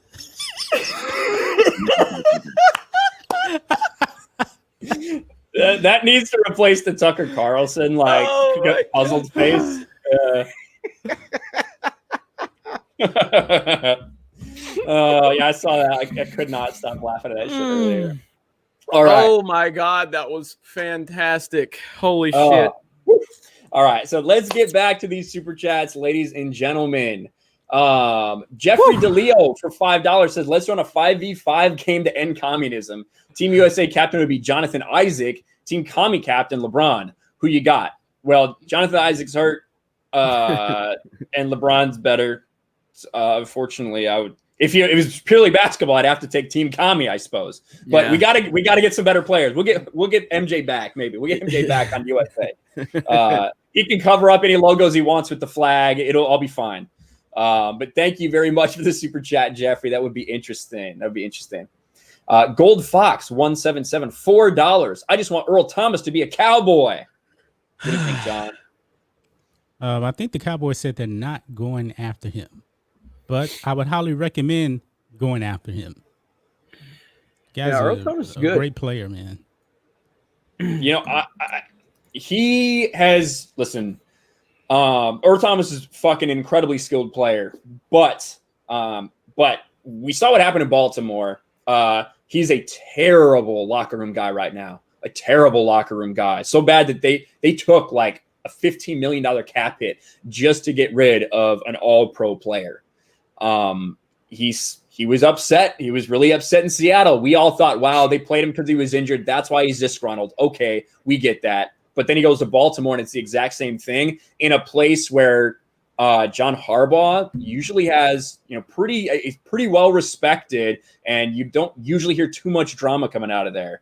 So I don't know. I don't know. It's a risk for sure, but it's the risk we see all the time. NFL teams take on talented guys. But thank you very much for the super chat to Gold Fox. Pate Iron 6 for for $5. I know that Montrez Harrell said racist comments to Luka, but when J.R. Smith said a similar thing when he was getting robbed, how come no one brings that up? So I covered J.R. Smith when he got his truck broken into or something. I don't remember what he said. Did he say something like I don't remember that. Or some shit as he kicked the shit out of that guy? I don't remember. So yeah, so here's the whole thing about the Luka Montrell thing. It in isolation, if we're looking at that particular situation in isolation, that's exactly how it should be handled. Let men handle shit. Yeah. Let men talk shit on the court and let men work it out amongst themselves. That's how it should be handled. Yep. That's how all these situations will be handled. But everybody watching this stream and both of these guys on this panel both know if the situation was reversed and Luka would have said that about Montrell, the media would have destroyed him. The NBA would have suspended him. And for the rest of his career, there would have been this aura around him being an ist, because that is how it's treated. And that's the bullshit of the situation. And that's why normal people, that's why I keep saying, with this far left mentality, there are people in the middle. There are people in the middle, because this is all about an election and politics. And there are people in the middle that don't like Trump. And that's fine. You can dislike Trump all you want, and you don't have to vote for him. But there are people in the middle that look at this, and they can be swayed one way or the other. These people are normal thinking people that just have an opinion. But when they see behavior like that, when they see behavior like cities burning to the ground, when they see behavior like the media making mountains out of molehills, that's not going to pull them over to the far left mentality side. It's only going to push them back over to the Trump side of things. And that's what's happening. When the media keeps blowing these things out of proportion and then completely ignores the same situation just in reverse, people are starting to notice that, and they're sick and fucking tired of it. We are, all of you are, and we're tired of it, and we're going to call it out. And that's ultimately what it comes down to. Yeah, 100%. And we've all been called way worse on a basketball court. I'm sure all of us have. I called Ryan worse today on the phone before we get on live stream, because that's what men fucking do. That's true. That's just what we do. Men fucking talk shit, okay? You remember when Trump said his bullshit was locker room talk? That wasn't even locker room talk. That was PG compared to fucking locker room talk. And all these fucking athletes pretended they were offended over what Trump said. Get the fuck out of here. We've all been in locker rooms before. Fucking locker room is some horrible shit that gets said in locker rooms. And it's fine, because that's what men fucking do. Yeah. But all these little bitches get out here and virtue signal and act like they're fucking offended over fucking words. They're not. They're absolutely not. They're pretending to be offended because that is the culture that has been created by the mainstream. Yeah. Michael Jordan would be in big trouble if he was playing today in that bubble, the way he talks shit. Yes. You saw what he said to Larry Bird in that documentary. Jordan would be canceled right now. Mm-hmm. Yeah. I mean, Kobe got fined 10 years ago for saying something that, 10 years ago. Yeah. Said something that Eddie Murphy said in Delirious, and it was funny back then. Yeah, exactly. Yep. And it's just the thing is with Luka, what I loved what he did is he went out there and he fucking dominated the next night. He fucking win overtime, had that game-winning shot, fucking 40-point triple-double, absolutely killed them. And I love that. I loved seeing that happen, because what's he supposed to say? He can't say anything right now.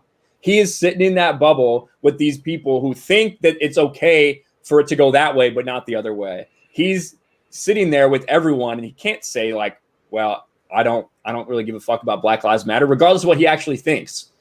So only way he can speak is through his play on the court, and he did that. He shut them the fuck up. So that was awesome to see. Where was I? All right. Mick Walsh for €5. NHL bubbles in Toronto and Edmonton. Correct. Minnesota player Matt Duma started the bubble with a pro-BLM message. John Matrix, the voice of reason. There you go. A lot of fans of John Matrix here.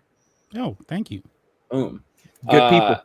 Absolutely. Jason Owen for £2. £2 super chat doesn't say anything, but thank you for the support, Jason. Derek B, $2. Love the stream. Thank you very much. Thank you very much. Thank you, Derek. Jason for another £2 doesn't say anything, but thank you for the super chat again. Blue-eyed Scorpio, $2. Pantries are food storage of the oppressor. Evidently, according to LeBron, pantries are food storage of the oppressor. You know what? I need to get some plantation shutters in. See what he says about that. Oh my God. David H for $5. The media edit out Trump condemning white supremacists during his Ferguson press conference. Every single time. That's been debunked so many times, but Sleepy Joe keeps bringing that up. Yep. Yeah, 100%. 100%. And it's the best campaign right now for Trump, regardless of your political views, is what's going on in all the cities right now and the way that everyone else is completely freaking out. And unfortunately, what we saw in Portland, I hope things don't escalate because it could be really, really bad. Yeah, somebody already got killed. I need to do a video on that. Yeah. John Cream, again, for $2. Congrats on 2K live viewers. Thank you. That was awesome. We cracked 2K right as we were talking about Brussels sprouts. So you guys should, Carson Cameron says, you guys should have Jamel Hill on as a guest. I would love to have Jamel Hill on as a guest. I would love to have Jamel on. You just guys let her know that the nice guys over at Geeks and Gamers would love to talk to her. That's right. Oh man, she is. We'll have Uche reach out to her. Hell yeah. Check mark. Yeah. We'd like to bring you on for a podcast. It's a trap. GH for $10. On a real note, can you give us your ideas on what the values will be or not for people who have spent lifetimes collecting sports cards? Mahalo from Hawaii. So as someone who has fucking way too many sports cards sitting around, and I've spent money on them up until last year, they're not worth a lot. It's not a profitable hobby. Now, if you still have all your old shit from, say, pre-80s, there can be some real gems in there, and you can still find some money. Like I got a Mike Trout rookie memorabilia card, 1 of 5 that I sold for several $100s. So you can find good things, but overall, if you got anything from like the late 80s or 90s when they started really becoming popular, that shit's almost worth nothing. But I don't know if you guys have anything to say. We're about to be joined by someone else from the Sports Wars team. So nice. Uche is about to be here. Drunk said he lost 100 subs last time he came on. It's not a great time to be standing LeBron right now. No, it's not. It's absolutely not. But hey, Jay sticks by his guns and how he feels about LeBron. So he hates him politically, but as a player. So there he is. But yeah, that's my opinion as someone who does collect sports cards. Is Uche says, "Are y'all still live?" I said, "Yeah." He says, "Shall we?" LOL. I was like, "Yeah, come on." I was like, "John's on here though. It's kind of chill at this point." So. All right, Rodis Clark Jr. Rodis. I'm not sure how to say that, but thank you for the $5 super chat. So glad I stumbled on your guys' channel. It's a godsend. I love the refreshing content. I'm going to subscribe to Black and White Sports also. Hell yeah! Thank you, Rodis Clay. Appreciate that. Yes. Right on. Pate Iron 6 says J.R. Smith said motherfucking white boys. Is that what he said? Well, yeah, he caught some fucking dudes during the riots in LA like fucking with his car, and he beat the shit out of them. So I thought it was funny when he did that. I didn't hear him say that, but I have no doubts that he did. Yeah. Son Goku for $5. Why are 7-foot dudes so soft? It's weird. It is weird. LeBron, Raylers are weird too. LeBron's bitch ass fucking flopped at the end of the third quarter against Carmelo in such a bullshit way. It got Carmelo his 5th foul last night. Fucking trash, man. He's such a bitch. Like in every way, shape, and form, from his personal life to his on the court stuff. LeBron James is a bitch. God, I fucking hate him. I'm thinking about just taking him off my best players of all time list just by default at this point. I just think, what he's done to the league is with the NBA is more about personalities. So the personalities drive the league. So whoever is the face of the league kind of sets the tone for the league. You know what I mean? Yeah. And that's why Jordan, Bird, and Magic, they set a tone, and it was a grown ass man league, and LeBron has set a soft bitch ass tone for the NBA. He absolutely has. If LeBron was more of a man, I'm not saying that the NBA wouldn't have its problems, but what is it? Attitude reflects leadership, just like in Remember the Titans. You know what I mean? And so it's all like LeBron is powerful. He's very influential. He's one of the most influential, powerful athletes we've ever seen. And even if we hate him, we have to give him that. Like he is influential. And if he was more of an alpha instead of a beta, then I believe that we're looking at a different NBA. But the NBA reflects him. Now, that meeting that we heard about with Stephen A., I think that might be finally the breaking point where a lot of these players are like, bro, you're a bitch. Like we don't want to do this. We don't care about your way. So I don't know. We'll see. It'll be interesting to see how it all plays out. Yeah, 100%.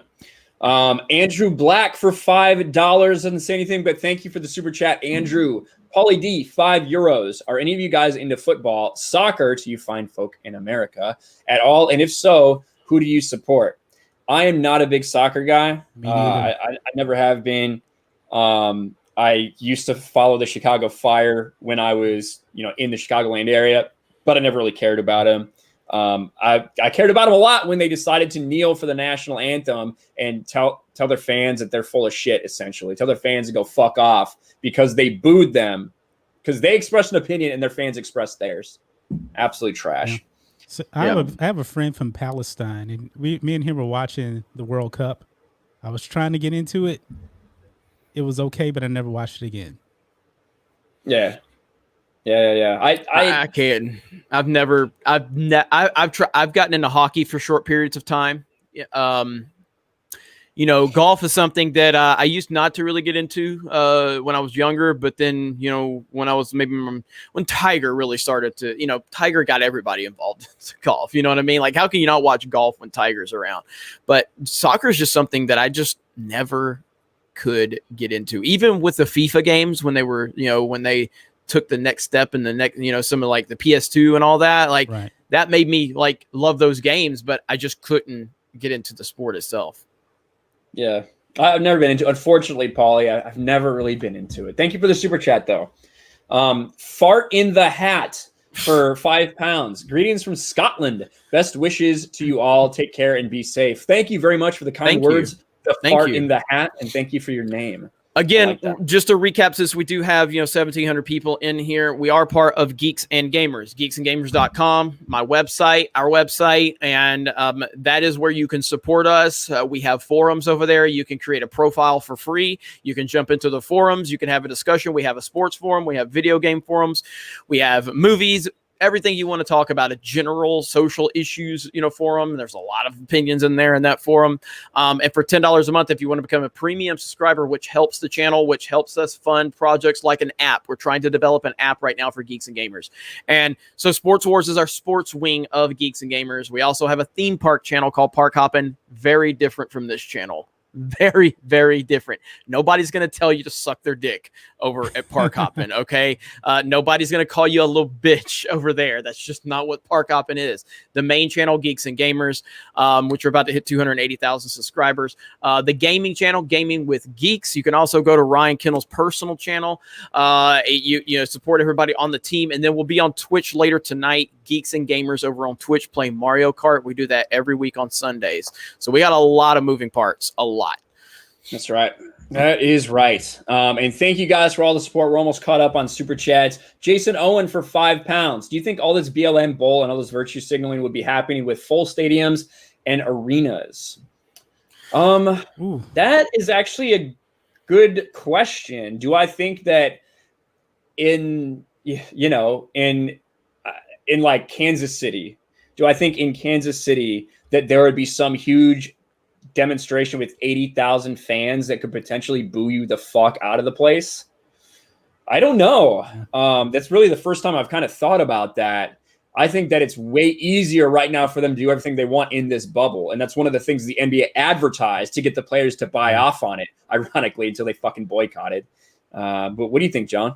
As far as the NBA, if there was fans, there's no way in the world BLM would be on the court, no SJW messages on jersey. I don't think any of that would be happening with fans because fans will turn their back on this.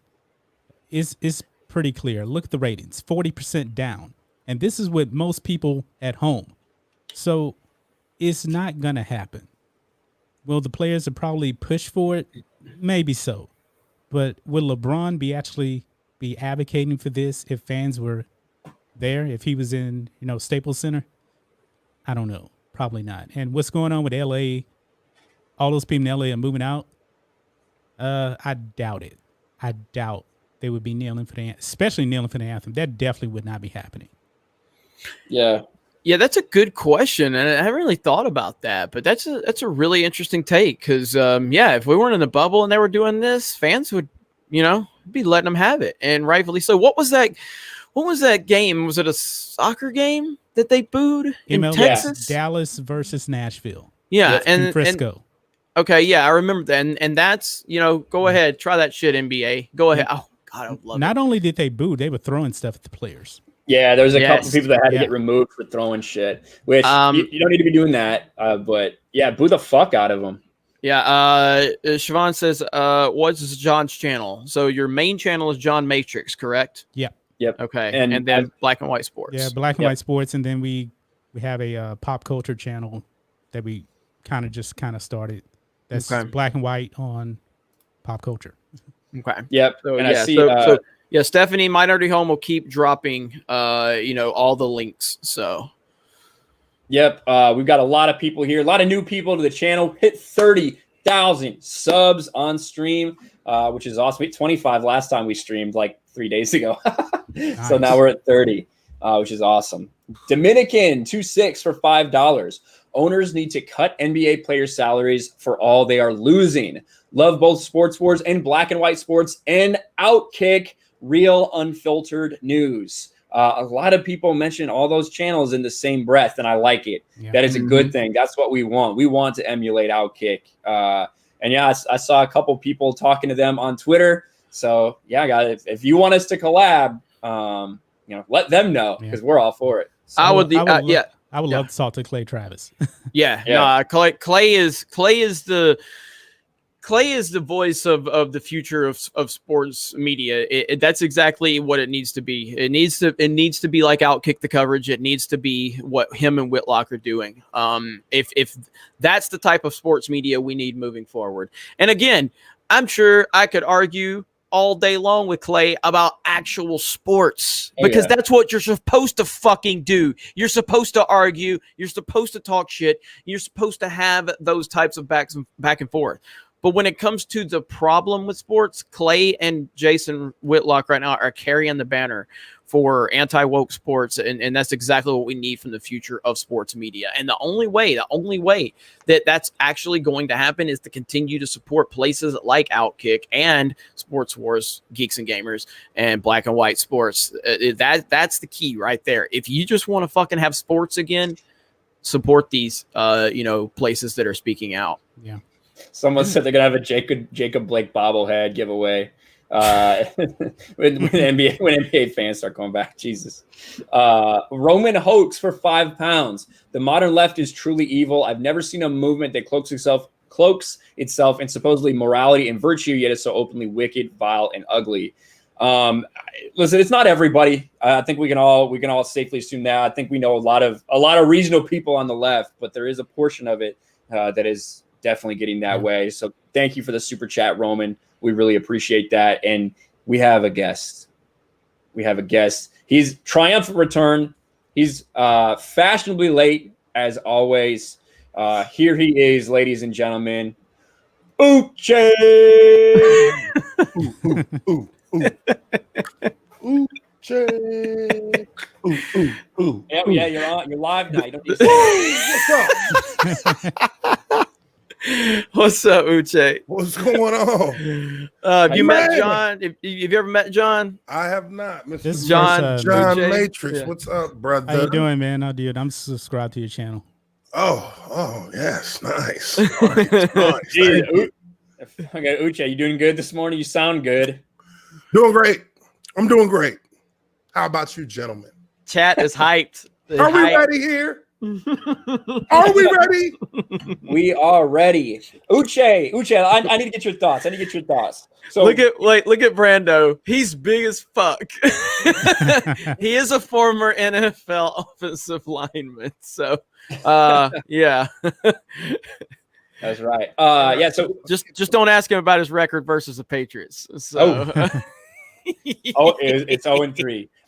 But Uche, I got to hear your thoughts. We were all here when the NBA decided to bravely boycott the games, and by boycott they meant take a couple days off. Realize that they're probably not going to get paid if they continue down this path. Change gears, and even though nothing changed, come back and play. What are your thoughts about this whole thing?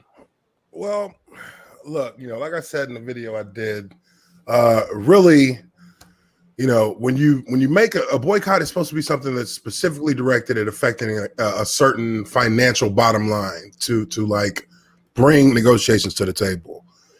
The NBA didn't. I mean, who were they boycotting? Like they actually themselves. Yeah, they're actually boycotting their own industry for something that has nothing to do with their industry whatsoever. And on top of that, to threaten to not play the rest of the playoffs and then to come back and be like, okay, well, now we're going to play. We wanted to get what message were you trying to get across? There was no message that's going to give you any favorable reaction, because it's kind of, it's exhausting. It's exhausting. I think that's what really frustrates people the most is that, we already know that, right now the situation in the country it's tense. I mean, it's an election year. You have things that have happened that you can have valid grievances over, but now it can't turn into this. Every single situation that happens is a new powder keg that goes off and explodes, and now we have marches and rioting and looting, and after a while, people, it becomes the same old thing after a while. And once you get to that point, unfortunately, it's a shame, but it begins to lose, the message begins to lose a lot of its momentum. And, you have to be able to have a focused kind of movement. You can't have things going helter skelter left and right. That's what they did. The NBA just reacted to whatever. These players reacted to whatever. And, you talk about, being the example for something, trying to kind of set up a look for the message you're giving. Only 20% of the players in the NBA are even registered to vote. And I called them out on that. So what is your excuse now? You're not even ready. Your house ain't even in order, but you want everybody else to do what you want to do. And that's hard for a lot of people to get behind, whether it's left, right, in between. It's just hard to get behind that. So how about you think shit through next time instead of just deciding you're going to put something out there and messaging that's really just an attention grab, because, you're going to get 500,000 likes, LeBron. We know that. But at the end of the day, you didn't address anything. All you did was create one more exhausting situation that people are eventually going to just be tired of hearing it. And look, I am for many reforms of different natures that don't just have to do with police brutality and all those such things. But in order to get anybody's attention, in order to have people take you seriously, you have to be a serious person. You have to have a serious platform and angle that you want to take. And every time you just go off the rails because some incident happened that you don't even have all the details on, and you can't really pinpoint where there were deficiencies and that were big enough to say this is what we're talking about. Yes, this dude got shot 7 times, but he also was uncooperative with police, and being uncooperative is the first step to the last step. And hey, you can argue all you want about why one guy was able to outmaneuver 4 officers. You can argue all you want about why he got hit 7 times, but at the end of the day, if he allows them to put him in cuffs and he just goes to jail and goes through that process, which it's an inconvenience. He had a situation that could have put him in jail for a minute. We don't know, but he would still be walking if he just it's like manned up on this shit. It's like you're saying about like the message, and how it's being delivered and all thing. Like at the end of the day, they're losing their viewers. You're not gaining any support for what you're trying to do. And it's just like, and this is a completely different situation. And I totally understand that. But in theory, it's kind of the same thing. When I would have Geeks and Gamers, we'd have 200,000 subs. At the moment I start talking about sports, motherfuckers are like, fuck you. I'm done. I'm not here for sports. I'm here for you to bitch about Star Wars, Jeremy. Shut up and dribble. Talk about fucking Star Wars. And so I was like, okay, maybe I'll just create a sports channel for people that would listen to me talk about sports, because I'm losing my audience that I gained, by another thing. So when moment I talk sports seriously, it would literally the views would just drop, because they didn't care, So I created another avenue because I was hurting my audience that was there to see me do one thing. So now we've created another brand for people to hear.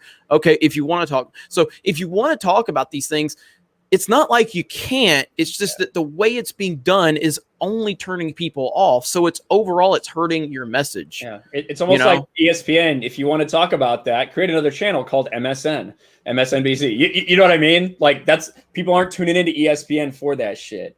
And real quick before you get going, Usha, I want to say shout out to Highlight Reel in the chat. Highlight Reel, a big, really funny sport highlight channel. So what's up, man? Good to see you here hanging out. Yeah, man. Right on. Saw you in the chat earlier. That's good stuff. Yeah. No, like I said, I think that it's hard for anybody to argue. At the start of all this, there was the support for the movement that, the whole, I don't even know what to call it at this point, because people, if you say Black Lives Matter, that's going to be an argument. If you say one thing, that's going to be an argument. The movement for, the reforming or the evolving of our police departments across the country. When May came around with the whole George Floyd thing, I would say it was probably like 90%. People were like, okay, yeah, you know what? We see what's happening. Regardless of how you feel about it, people were like, all right, we do need to like look at doing something about better policing, which I'm still 100%. I'm still 100% behind that, because you can never, there's never a bad thing to try and get better. So, at the outset, people were behind it, and I feel like it's been diluted and rinsed and repeated and diluted somewhat because of all this stuff going on. But at the end of the day, I think there's still going to need to be some kind of reckoning in that regard. But as athletes, yes, especially with the NBA, the NBA, I think hit it with enough heat early on, and I think that they just allowed the players too much slack to continue on with that, because now they're taking it way too far, and they're causing things. They're just making it an issue that's just becoming more divisive than it should be, and I think that's where we really, there really needs to be a reeling back of what they're doing. Yep. I just retweeted Steph saying, "Hey Clay, Sports Wars fans want you on the live stream." I think Uche's the only way we can get Clay. Uche's going to have to reach out to him. Clay who?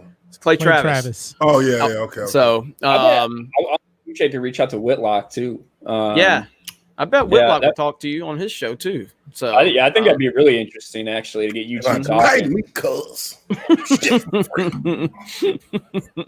Let me hit these 2 super chats, guys. Thank you so much again for all the support. We did hit 2,000 live viewers earlier. Y'all are amazing.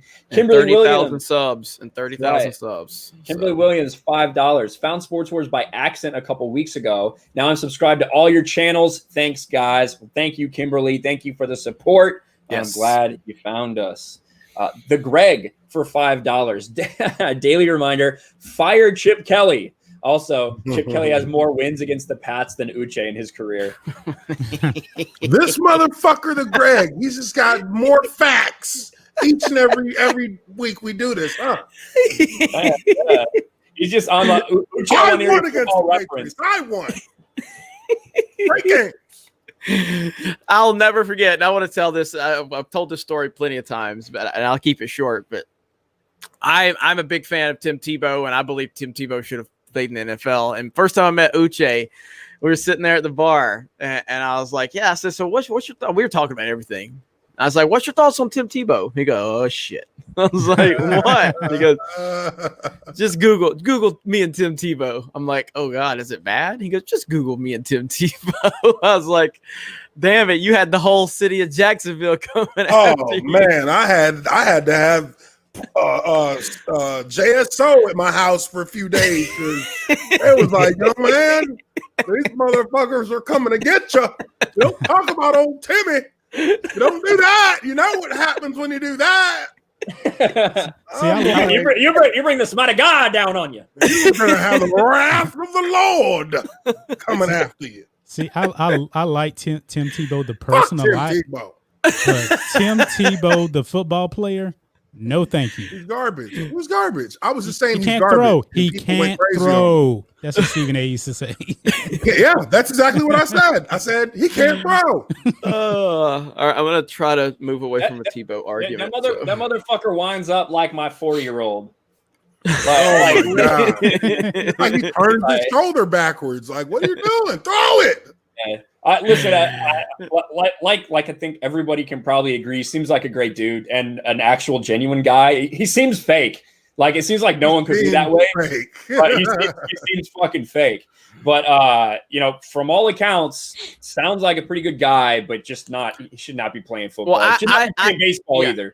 I hated Tebow because Tebow came down to Alabama and Florida were his final 2 picks, and he chose Florida at the last second. So I was very anti Tim Tebow in college, and especially he beat Alabama that first year, where he came back in the fourth quarter, and so I was very anti Tim Tebow all through college. But then when he went to the NFL, I just I respected him and I wanted to see him succeed. So. I got a question for you, Uche, about Tebow actually. So when you hear, I just saw somebody like he should have played tight end. Like when I used to hear people, oh, he just needs to shift to tight end. I don't think he's coordinated. Exactly what I was just about to say before you. I don't think he's good enough. Go ahead. Well, my question would be like, do you think that like tight end in a position nowadays, which it's guys who have been like, you got people like Zach Ertz, Travis Kelce, who have been playing these skill positions for years.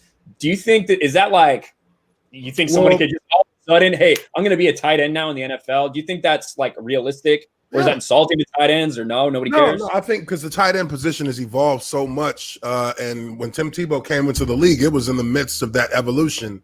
You have tight ends who are really more of, they're kind of filling that spot of remember when receivers were always like 5'10", 6 foot at the most, 6'1". And then you started getting guys like Terrell Owens, started getting like guys like Michael Irvin, 6'3", 6'4", and they weren't ultra fast, but you could get them in the middle of the field, and they're a big threat because they're a big target. Well, the tight end position has gone from having a guy like only Jay Novacek with the Cowboys who was really a threat down the field, to now you got Antonio Gates who played basketball, never even played football before he came into the NFL. So he goes from basketball to football, which was a little bit easier transition, but he was kind of the new prototype for tight ends when Antonio Gates came into the league and started to become an elite player. Tim Tebow could have been a very good tight end because he has some speed. He has He has the weight. Now his arms are kind of stubby, so not really, going to be able to go high on many things. But you use him like you use Dallas Clark, and he could have had a very long career doing that, but he didn't want to play a different position, and that's called being selfish. Yeah, like Taysom Hill in New Orleans right now. What they're doing with Taysom Hill now, Sean Payton saying that he thinks Taysom Hill is like the dude, or like that he could be like the next Steve Young. I don't know about that, but the way they're utilizing him, I feel like is a way that Tebow could have been affected had he been willing to do it. Yeah, put him around the field, use him as an athlete, and find somewhere that fits for him. I mean, he could have been serviceable as a slot. I personally don't think Tim Tebow could have been a tight end. I think he could have played tight end. I don't think he had I don't think he could catch the ball good enough. Like, I mean, that's where I thought that's going to be the only thing is because his arms aren't long, and you don't know how. You're gonna, if you're a tight end, like you look at tight end like Travis Kelce, these guys are lanky. They get up, get the ball, and get upfield. So he was more of a fullback tight end hybrid. Yeah. That's kind of why I asked, because to me, if I was a guy, a tight end, and I just got told that this dude, he sucks at quarterback, but hell, he can just switch positions, he'll be fine. Like, what the fuck? I've been doing this for fucking years, dude. Sometimes that light goes on. That light comes on when you move. Just move, make that little adjustment.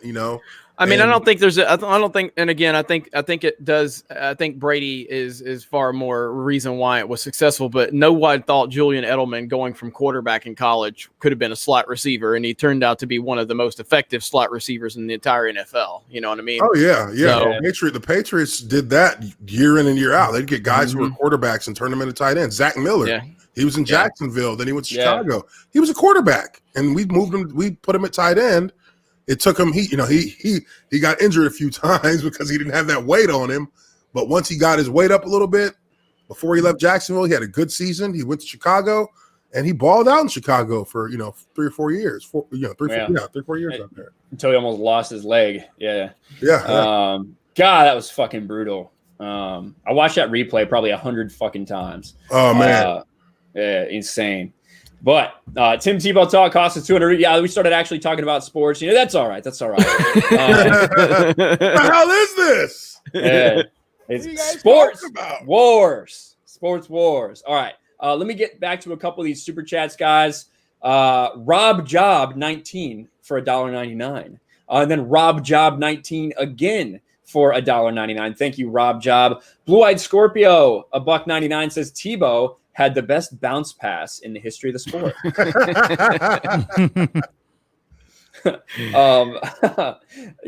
$5. 2013, Tebow was a Patriot. Uche's Jags won 4 games that year. Patriots won 12. Yeah, that was the old Mike Mularkey year. Almost quit football on that one. Like, what? I don't even want to play no more if this guy's going to be the coach. Fuck it. Oh, God damn. I like JJ52 says, which Geeks and Gamers were streaming 24/7 on all their channels. Hey, if we get to that point, maybe we'll have live streams on every channel. Look at, I can't remember who I was talking to. I was talking to somebody, and because Sports Wars, growing so much. My personal channel is growing. Park Hoppin's growing. Gaming with Geeks is growing, and obviously the main channel. But I remember when the main Geeks and Gamers channel hit 10,000 subs, and I just couldn't believe it. I couldn't believe that we had 10,000 subs. You know what I mean? It was like, this is the craziest. And now just to see where we are, and I think that we're nowhere near where we're going. I think we have so much potential, so many amazing personalities, and so you never know. Sky's the limit, man. Sky's the limit. So I never would have imagined I would have a former NFL player, reach out, want to be part of this, and Uche could do a lot of things, and he decided he wanted to be part of Geeks and Gamers. That's amazing. After studying it for a while, He couldn't beat the Patriots, so he said, "I might as well be G&G." Can't beat them. Join one of their fanboys.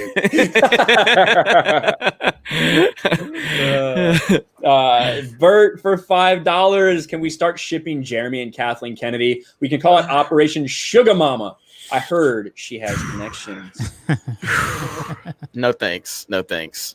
No thanks. Yeah. But Yeah, man, it's been awesome to see the growth, and I think it just goes to show that like there are a lot of people upset about what's going on in sports. Like that's not a surprise when you look at the ratings across the board when people start getting into this. Ironically, the PGA Tour, which has stayed away from some of this stuff, is like having record ratings in a lot of ways. People are tuning into golf. Now, I'm a golf fan. I love watching golf because I've played it my whole life, but I get not a lot of people are. It's kind of a niche thing. But the idea that so many people are getting driven towards that because they have nothing else they want to watch competitive, that says something.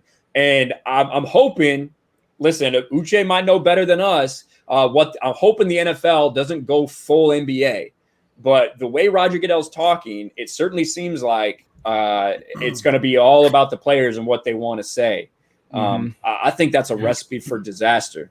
I think it's going to be kind of like that for at least week 1.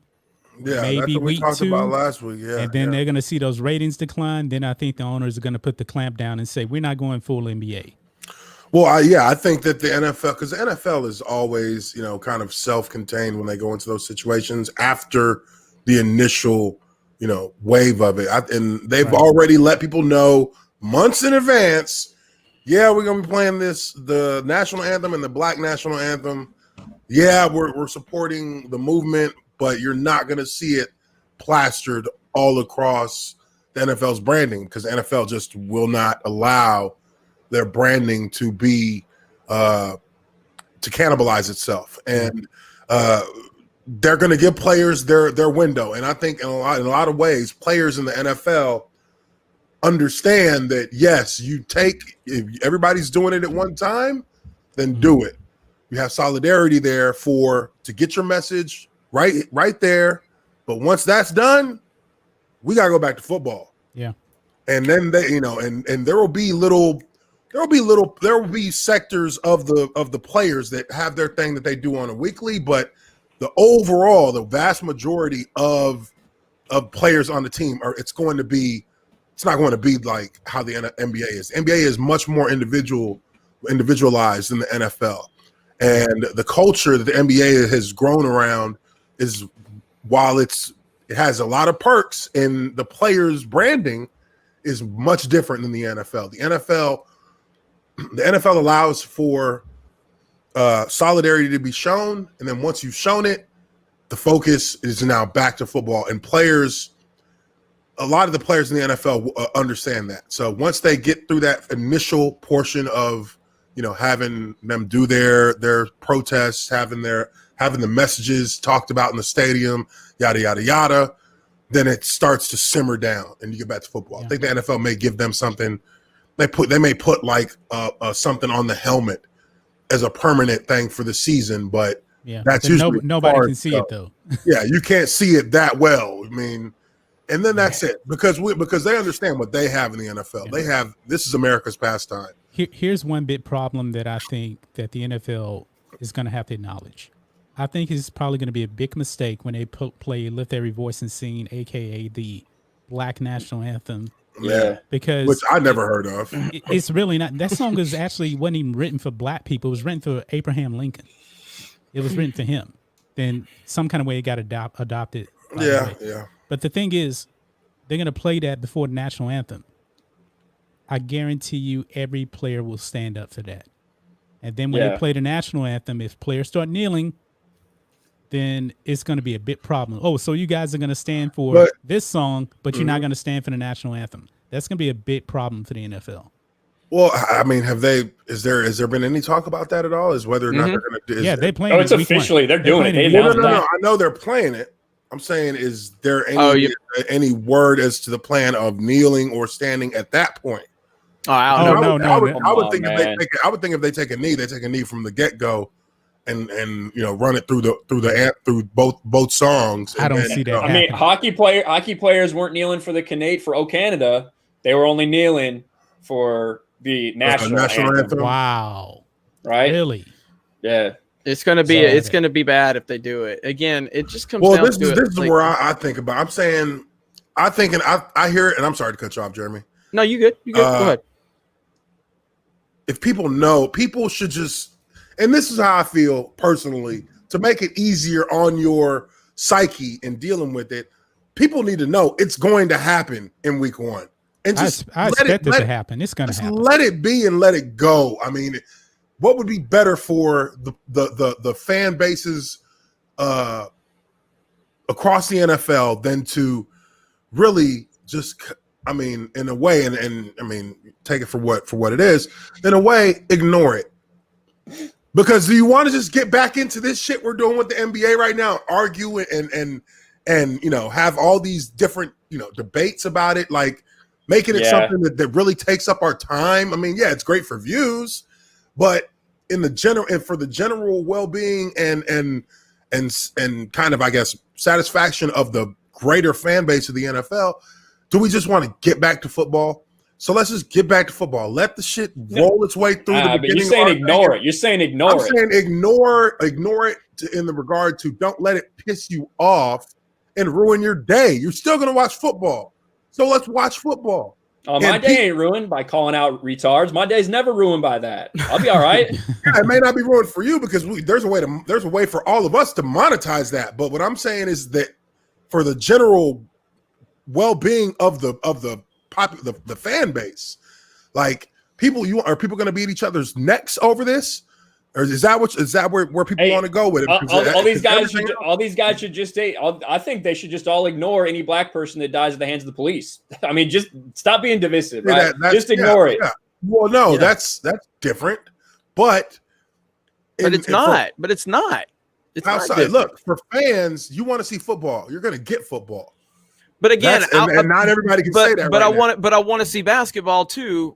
And I'm getting basketball, but it's drowned in political messaging, and I think it's the responsibility of the players to, you know, do what needs to be done to get football on track, not the fans. I don't think the fans have to have any responsibility. If the fans don't want to see something, then the fans shouldn't have to stand for it. The fans have the fans voice. don't want to see something, then they don't watch, right?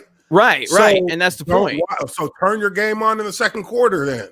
Because I mean, I even had what does it change if you turn your game on, you know, halfway through the first, or you know, whatever? If you just kind of everybody tune out. Right, everybody has to understand that we all have limits. We all have limits, and we all have things we're good at and things we're not good at. Like, so Uche, you were a successful football player, and you translate very well to sharing your opinion, okay? And that's fine. But then there's people like Jerry Rice, who's probably the greatest football player of all time. He's fucking shit on TV. I can't even fucking listen to that motherfucker, okay? Right, now, terrible. Right, so what I'm saying is, like, going back to my point earlier, like, I recognized really quickly, like, I tried to push sports into Geeks and Gamers, the main channel, and I found out very quickly, these motherfuckers don't want to hear it. You know, shut up and talk whatever we want you to talk about. So I create something else. So, you know, with these athletes, like, people don't care. Like, if in the event of the sport itself, like, they don't want politics in it. And the fans have shown this time and time again. If you want to be a political activist, nobody's telling you you can't go be one, but don't do it on the field. The times of those things being totally separate are gone. We see that now. And as a player, and I don't know, I think I may have said this before, but this is the perspective. Do you want us to be role models or not? Because what I was brought into when I was in the league, the entire notion of being a role model was almost you know, a foregone conclusion for players, and it's in your contract that you have to be active in the community. It's, you know, guys are rounded up each and every Monday afternoon after games, or you know, the day after a game, for Tuesday community service. And I did that almost every week of the season my first 5 years. I would go out into the community on Tuesdays. I talk to high schools, I talk to middle schools, I talk to elementary schools, I go to hospitals, I go to homeless shelters, I go to all these different places. And I do that because I want to, but also at the same time I do that because it's part of my obligation. As an Right, athlete but you said it's in a contract. It's in the contract that there's a designated day for community work that players. Right, but that's not the fan. Like fans are not. No fan has ever said I like athletes because they go to Tim Tebow. Tebow didn't keep his job because he did all this shit for charity because he wasn't good enough. No, you're not looking at it from the. You're not looking at it the way what I'm trying to get at. When players get in trouble, players are always told you are held to a higher standard because you're a public figure, because you're a role model to these little kids. All these little kids want to be you. I want to be like Mike. I want to be like this person or that person. These people, these are the people that we look up to. We're the heroes to these kids who come to our games, who watch it on TV. We have to act a certain way in public. We have to use our position to be to help enrich our communities that we live in as players. So how can you ask players? How can people expect players? Because they do. I hear it all the time, dude. When players get in trouble or when players are doing something good, it's put out there that's a real role model. Well, that does come with the territory. And part of being a face in the community is that people want to hear what you think. People people will listen to your voice. And it's contradictory to ask us and to expect us culturally and from a business standpoint, because it is a part of the culture from the very earliest that, players who are out there in their cities, whether high school, college, or professional, you are considered a role model. Now, that's not what we have considered that's not what we asked who's for. Making that? Who's making that determination? Getting that way from the. I know. I understand that is the media. The media. Like I don't know of any parent. I'm a parent. You're a parent. I've had parents come up to me and tell me my kids love you. They look up to you. Blah blah. And I'm like, that's great. But when there's some people that say Brussels sprouts taste good. If I get a DUI. Then it's going to be on the news, and people are going to say, "Oh, we're disappointed that he made a bad decision. We're disappointed that there are kids who look up to these guys, who want to be like them, and look at how they're representing their team and the city. They put you're in that position. So now, when that is taken to its extreme, and you have that point where now sports and politics have collided, so what? Are the players now supposed to not stick in that or not represent themselves in that same light as role models if they see something wrong or if they see something that needs to be addressed? But the whole point behind it is you're not allowed to speak about what you're seeing that's wrong. You're only allowed to say what the powers that be are allowing, and that is the problem. It's not about speaking about something that's wrong. Let me tell you something. Look at what Brian Urlacher. Brian, you know what? And that's a perfect example of what I'm about to say. The team is an entity that has a bottom line to handle. Name the last time a team disses himself from a player's social justice messaging that was anti-Trump. Dude, look, no. That's far too narrow of a way of looking at this. Brian Urlacher said it because in our league, there's nobody who controls what anybody says when it comes to, a quote that you're going to put out there about how you feel about something. The same way that when I said the shit I said about Tim Tebow, all these people in Florida were on my ass, but our team was like, Uche put his name behind it. He didn't say he was an anonymous source. He put himself behind his words, and we're never going to punish him for that because that's what we expect of our players. If you're going to say something to make a statement, then you put your name behind it. It's your statement. Drew Brees tried that, and the league turned on him. The league didn't say anything to him. The players, the players, exactly. The players. None of them sit there. And what did Drew Brees say that was so bad? Drew Brees' comment was not. He didn't answer the question. If anything, if we want to start somewhere, he didn't answer the question. Answer the question. Don't go off on a rant on the side. You're not talking about. Are you saying that? Did you say that?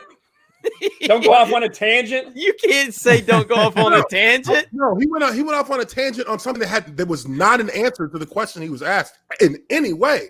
And that's where he had his peers, not the league. The league because he knew that anything he said was going to be horrible, and he still danced around it, and he still got crushed.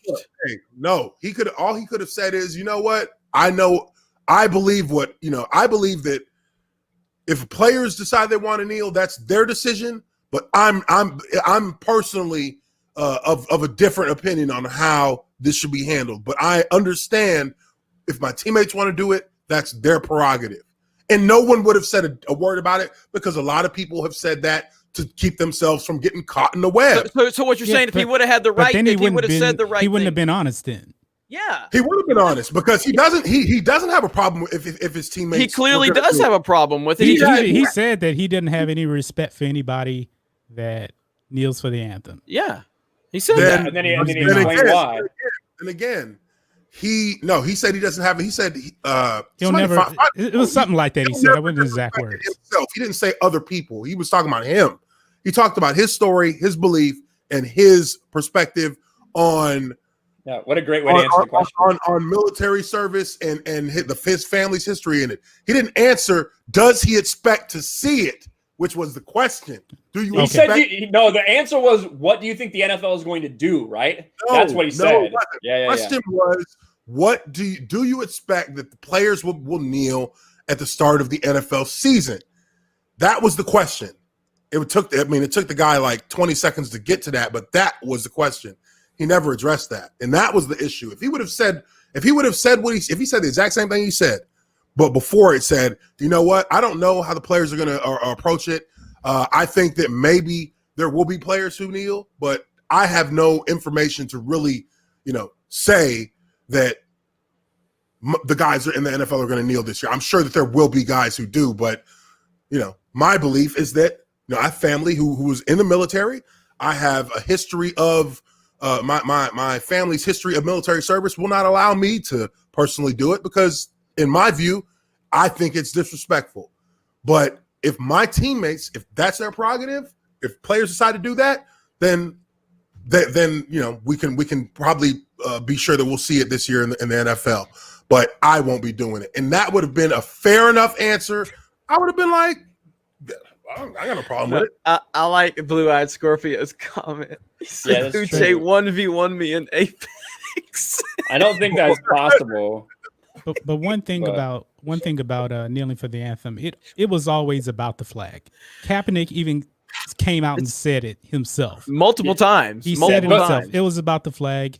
I can't remember his exact words, but it was something like, I can't imagine standing. The flag. He said he can't imagine standing for a country that he believes has been oppressive. No, for a flag. He said that represents the country. Yeah, something like that. You're taking his literal word and applying it as if he's going right at the flag. He said he can't kneel for a flag because of these issues. Not so it's about the flag. It's about the flag. Then he crushed your 4th of July. What? And then he supported Castro. Yep, he's a communist. I mean, he's a all this happened, right? This all happened before it became a huge PR machine to make Colin Kaepernick money by being a victim. Yeah. Right. That's before he's anti-American. He hates the United States of America. He is a communist. That's what he is. He is a communist. That's I can't agree with that because that's he praised Fidel Castro. He said that he wished that the United States was more like Cuba.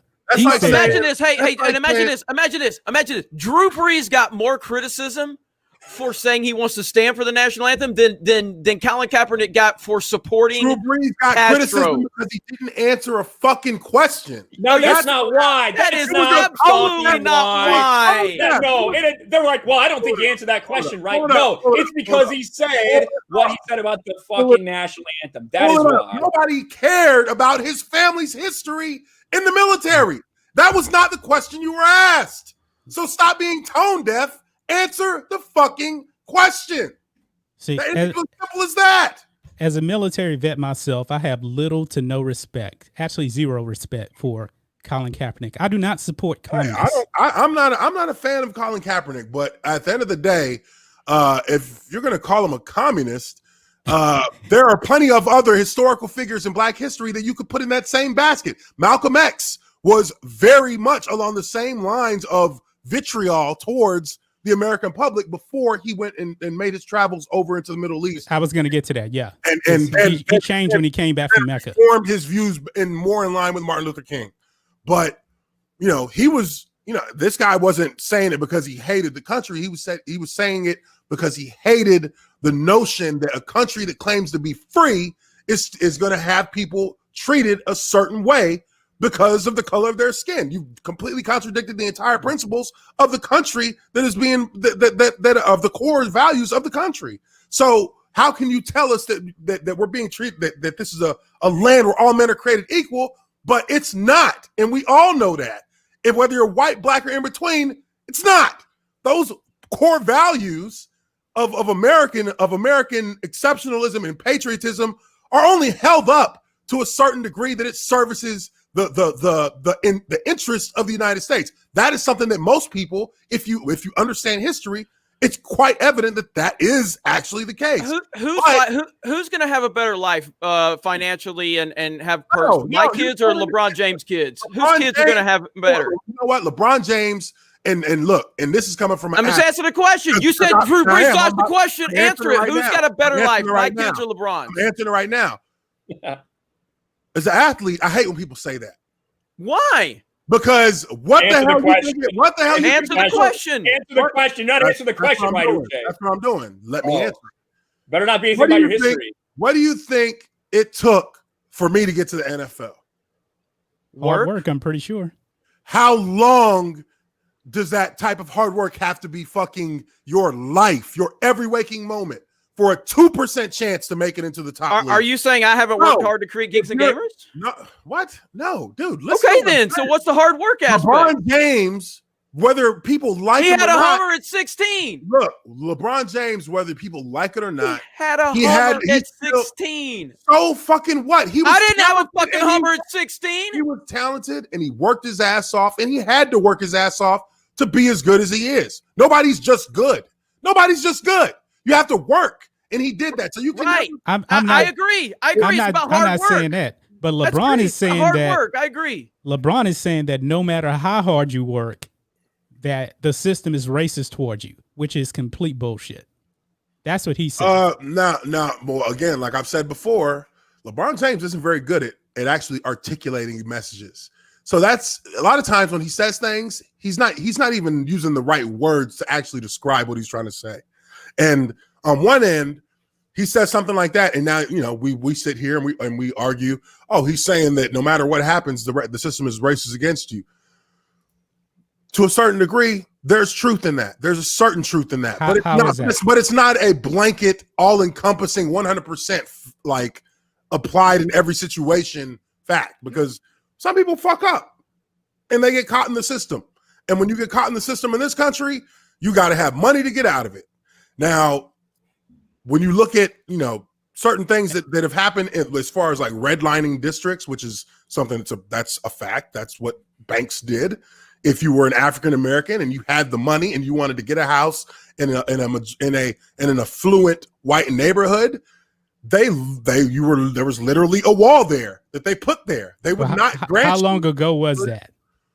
Oh, well, that was at the most crucial moment in American modernization history over the last 100 years. That was after World War II. That was after the GI Bill came into play, and these guys who come home from fighting in wars are now part of the baby boom, part of the suburban boom that really pushed the American economy into the juggernaut position that it would be in for the next 100 years. That is something that Black people couldn't be a part of. So on purpose. But now, man, and that's a ripple that will ripple through generations because of that. Everybody has the same opportunities. I came from not much. I worked. I got a job. I went to the military, went to school. Nobody was holding me back. I didn't make any excuses. When I was a kid, I'm broke as hell. No excuses. I don't buy that.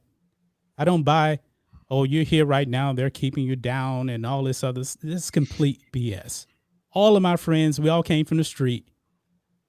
I have a great job. My other friend works in oil and gas. My other friend works as in the medical field. He's bit time. And another friend grew up in the same neighborhood, is a judge. Why? Mm-hmm. Because we all applaud ourselves. No systemic racism. That's complete BS. Same streets. I got kicked out of Purdue University my junior year. And I was, I only played college football my sophomore and my senior year. And the reason I didn't play my junior year, the year that I was a preseason All Big Ten candidate, All Big Ten member, is I believe because there was some racist and biased for absolutely 100%. Because I was the one who lived it. I know what they motherfuckers. Well, I'm not saying that there isn't institutional cases thing. of it. I'm not saying that. There's and that's what the point. That's my point, is that the probability of you having to deal with that in my position where I was, which it was literally black and white, the situation I went through. I got kicked out of school because somebody put their hands on me first, and I finished the deal. He and it was my teammate, and he decided he didn't like that I called him out for not doing what he's supposed to do on the field. And he came to see me after that practice, and he literally tried to choke me out. I was actually shocked. Wow. I was like, wow, somebody's really trying to choke me out right now. And I hit him one time to get him off me, one time, and broke his jaw on both sides. And the university told me to my face, the dean of students told me to my face when I had to go in and meet with him, don't worry about it. After I explained to him what happened, I said, look, this is exactly what happened, Dean, I forget his name. This is exactly what happened. This, he did this, I did that, and I backed away. After I hit him, I backed away because I wasn't trying to whoop his ass. I was trying to get him off of me. All right. Don't worry about it. You're going to be good. 2 weeks later, I get a letter in the mail from the university saying you're suspended for the entire fall semester, going into my junior year, the biggest year of my entire college career. Now, what happened what happened to the other guy? Nothing. Wow. Nothing. He transferred out of Purdue. Now, this is where it was really fucked up. When the police came to my house and asked me to come talk to them at the police station, I was like, I'm like 19, 20, I don't know, 20. And they asked me to go to the police station. I said, okay, I'll go. I don't have any, I didn't do anything wrong. I defended myself. And everybody in that facility saw me do it. They know I defended myself. They saw me push this dude twice and tell him, go home. And then he fucking jumps at me and grabs me around the neck. I hit him. Yeah, I told him that. Well, you know what they did when I got into that police station? They locked me in a room. I'm sitting in a room for 2 hours by myself with nobody coming in, nobody knocking. They treated this like it was a homicide. And this guy, and I'll never forget this guy's face because he was a fucking ginger with a mullet. He was a ginger with a mullet. He came in big old. LeBron's or Jeremy's kids, are they going to have better lives? LeBron's or Jeremy's? LeBron's because of the field that he was able to get into. That's the answer to the question. Okay, so America's racist against white people. That's a stupid thing to say because it's a very stupid thing to say. That's the entire point behind what I'm saying. One person's experience can't necessarily. It's very stupid to say that. Thank you. One person's point, yeah, and I don't disagree with that notion, Jeremy. One person's point of view in their life doesn't. You're literally giving me one point of view on an incident that happened to you with the other dude, and you're saying that defines America being racist. I'm not saying it defines America. I'm saying that there is. I got jumped in school for wearing Jordans. I got jumped there are for the color of my skin for wearing Jordans. There are America's scenarios. Racist. There are scenarios. Yeah, dude, racism is not exclusive to black or white versus black. Black people can be racist too. I know plenty of black people who are racist. And exactly. I'll call them on that shit. I'll be like, bro, that's some racist ass shit to say. Oh, you can't be racist if you're black. Yes, you can. Yes, you can. That's the point. That's the point. One incident doesn't define things. At the end of the day, if you work your ass off, if you provide a good life for yourself, you put your children in position to succeed. Therefore, your children have a better chance to succeed based on the things that you've done, which is why LeBron James' kids are going to face fewer obstacles in life than someone like me. Scenario. 1 in a million? He is a 1 in a million. How many white people are versus black people are in the NBA? How many black people make up the NFL? How many black people make up the rap game? Okay, Dude, like, how many players are in the NFL? 1,900. Okay. How many college football players are there? There's 118 D1 schools. Right. Not everybody comes from D1. Right. You are a minority in the smallest percentage. Right. A minority to be in the NFL. But That's you said not it's gonna one. be You said it's one situation. No. I said his situation as being a player who was uniquely gifted to be able to make it in the NBA like that is What his about the other situation. fucking 3,000 fucking athletes, 5,000 athletes? They all have kids that are going to have significantly good opportunities in life. And Far what better is- than my and kids. how much of the population I don't do they have. make I up? don't have the How money. much of the population do they make up? I don't You're comparing apples to exactly. You're Exactly. comparing apples to oranges. You are. You're comparing apples. No, to I'm oranges. not. You can't compare a fucking once in a lifetime lottery ticket winning athlete So now it's to the rest of the population. Oh, It doesn't work. it's hard work. It's like saying if I work hard, I'll be fucking. You said it's a lottery ticket. You said it's a lottery Exactly. ticket. So it's fucking. You can't compare that to everyone else in the country. Exactly. It's not typical. Exactly. So what the fuck are you trying to say then? But we are boycotting over less than 1% of the police force because 99.5% of police are good, but because less than 5% numbers matter suddenly until you bring numbers up, right? You love demographics, you love statistics. So let's talk about statistics. Numbers have to be taken all within context. You go to this every time. You say, "What about the numbers? What about the numbers?" Dude, if you're sitting there telling me, "Oh, well, less black people get killed than white people every year," white folks are 67% of the population. Of course, that is always going to be the case. Then don't make the statements that black people are dying by the hands of police when more white people are dead. I'm afraid to leave my house. I'm afraid to leave my house because white people are being murdered in the streets. You're saying they can't. People can't argue. I'm saying that facts matter. I'm saying logic and common sense matters. And 220 white people have been killed by police in 2020 and 111 black people. So by the logic of LeBron James, I'm supposed to go, I am scared. You provided me a statistic. Black people account for 50% of the amount of people that have been killed as white people, but they only make up 11% of the population. So I can't fear for my life Numbers every day. Matter. Numbers matter. Like you so just I'm not said. allowed to fear for my life? You can fear for your life if you want. I'm scared. Uche, I go outside and I fucking do my thing. every time I leave the house, I am waiting for a police officer. Hey, then you're gonna live a miserable fucking life. Exactly. Exactly. Thank you. You are making my point. Where is my statistic? What am I bringing up about being scared to go outside? I'm not scared. I'm saying that's the narrative. LeBron and the Black Lives Matter movement. False narrative. Yeah, that's bullshit. Anybody who's got sense knows that. That's bullshit. I would never. I do know. We were trying to end this like 30 minutes ago, but it got real good. Now, real quick, I want to say something. God. I hear people saying like, Jeremy, you shouldn't have somebody with Uche's opinions. Look, motherfucker, Uche chose to be here. Uche could be anywhere. Uche comes here because he knows he's going to get kickback. You motherfuckers are always bitching because people go to echo chambers. He walks right into the fucking lion's den. He knows how I am. He knows that we disagree, and he still chooses that he wants to be here. That's the definition of what the fuck I'm looking for. I don't want people that just agree with me. That's fucking boring. This is a goddamn good-ass conversation that you're not going to find any fucking where else.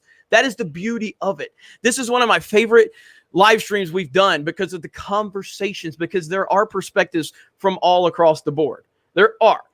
And me and Uche are legitimate friends. So we can fight and argue because this is what men fucking do, okay? If you are too much of a bitch to listen to two men fight, go watch CNN, okay? Don Lemon will suck off Anderson Cooper all fucking day long.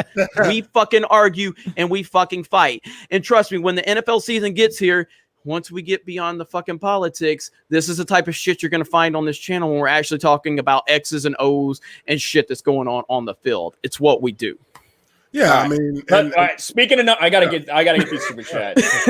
All right, Cowboy Cut Ribeye for $5. You guys are gonna grow this channel a lot with the coming sports disasters. You guys are doing great. Keep speaking your mind and telling the truth. Thank you, Cowboy Cut Ribeye for $5. I appreciate that. William Titan for $5. Did y'all hear about the Kentucky football team walking out of practice the other day and how Kay Brooks, the player, b-ball player from UK, wants Rupp Arena's name changed? I actually hadn't heard about that. I heard about that. So I'll take a look at that. It's not surprising that someone's getting outraged. I don't know anything about Rupp's history, but I'm sure someone in his family tree at one point was racist one time, so cancel him.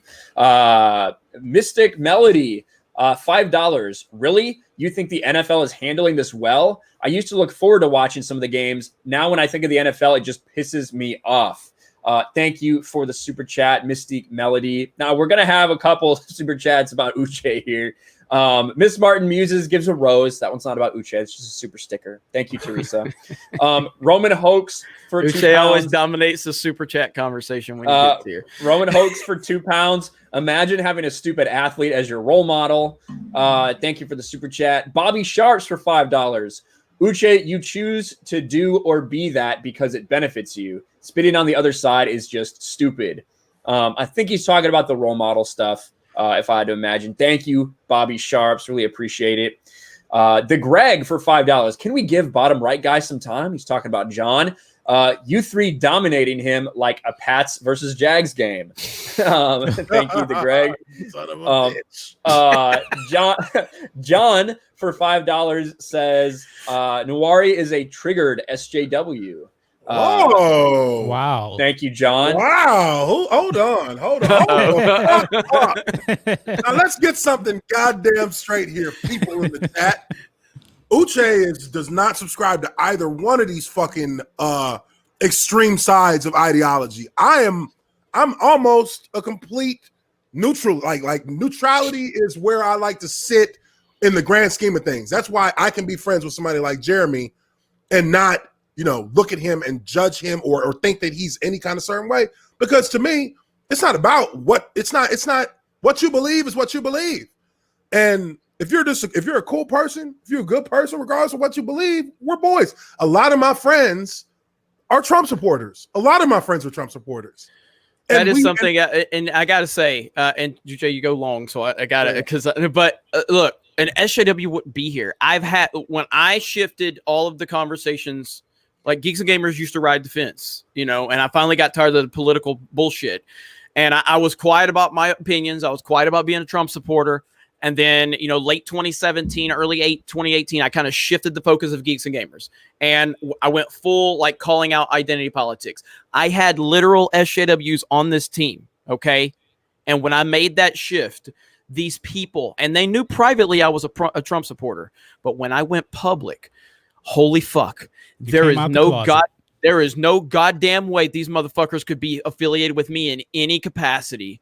There is no fucking way. A true SJW does not publicly align with a Trump supporter, even if they disagree. They don't do it. They don't view them as humans. That's a distinction people have got to start understanding. I made a video on Geeks and Gamers a while back. If everything is SJW, nothing SJW. So be careful with your words, because words get tossed around on the far left and they've lost their meaning. Okay?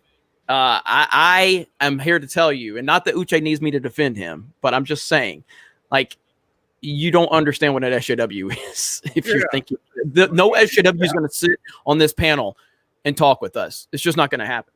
Dude, I'm a fiscal conservative, all the way. All the way. I'm all about capitalism. I'm all about getting bread. There are things that Trump has done that I appreciated because it helped me on He told me that the day I met him. So yeah, I appreciated it because I was like, man, but look, and a lot of people don't even realize. A lot of people don't realize. A lot of players in the NFL, when Obama was president, we're like, God damn, why are we getting taxed so much? I know I was. I'm like, damn, thanks, Obama. They love Obama, but on that business side, it's like Obama didn't do that much for us. Let's not, I love the guy, but I'll be real about it. I paid a lot more out of my pocket when he was president. And to a certain extent, it didn't offend me, but I was just like, geez, I thought it was going to get a little bit better once he came in that regard. And that's when I realized there's a difference between the personal view and the business / political / financial / political view. These are all things that fall into different categories. Let me let you guys on a secret real quick. There's a bunch of black people that do not like Barack Obama. They do not. It's for several moral reasons, I should say, to keep it relatively clean here. Yeah. Like, dude, like a lot of black people are conservative. Like, just naturally conservative. Naturally conservative. A lot of Latins are naturally conservative. And I've told some of my boys this before. The reason why there's a reason why black folks tend to vote Democrat. And that reason is a pretty simple one, in my opinion. It's because when they look at the Republican side, there's a very thin barrier there, and that barrier sits more in the realm of race. And we were told that race the perception. Republicans were the enemy growing up as kids. Race perception, yes. Mine's a little different. My parents were African. My parents love Ronald Reagan. That's their fucking number one, because he allowed them to be here. My parents were here illegally at a certain point because they were immigrants from Nigeria. Right. So, I saw somebody put it in the chat saying, how can, you look at Africans and Nigerians? Well, they're black. No, we're not black. Africans are not black, and there is a separation between what an African and a black person. There is no connection there. There's right, there's a huge difference between Nigerians and Ethiopians. Yeah, the Nigerians, like Ethiopians don't fuck with Nigerians. Like there's all kinds of little gaps in there between these. Somalians don't even look like Nigerians. Yeah, we got to wrap it up, guys. How many more super chats you got? We got quite a few, so let me get through these. Mystique Melody for $5. They are talking about the NFL. They're supporting a Marxist movement that destroys black businesses, calls for looting as reparations, intimidates, and beats people and caused 30 deaths. I think there's a lot of people that are tired of hearing Black Lives Matter associated with a lot of big companies, for sure, Mystique. Thank you again for the super chat. Brian Robidoux for $5. Supposedly LeBron James is a role model. He's a horrible one. Thank you, Brian. Appreciate that. Yeah, we love LeBron here on the channel. You can tell from my thumbnails. The Greg for $5. Did the Jags pay Uche in excuses? He's got 1 million of them. Freaking Greg. He loves Uche, dude. Thank you, Greg. Roman Hoax for £2 British. He got into a fight, so now the country is racist. I didn't even finish the story, Roman Hoax. Well, we needed to fucking end the stream at some point. Yeah.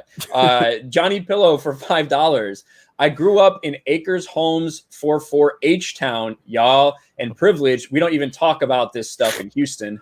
I know where that's at. There you go. I got family in Houston. Nice. Well, thank you, Johnny. Appreciate the super chat, man.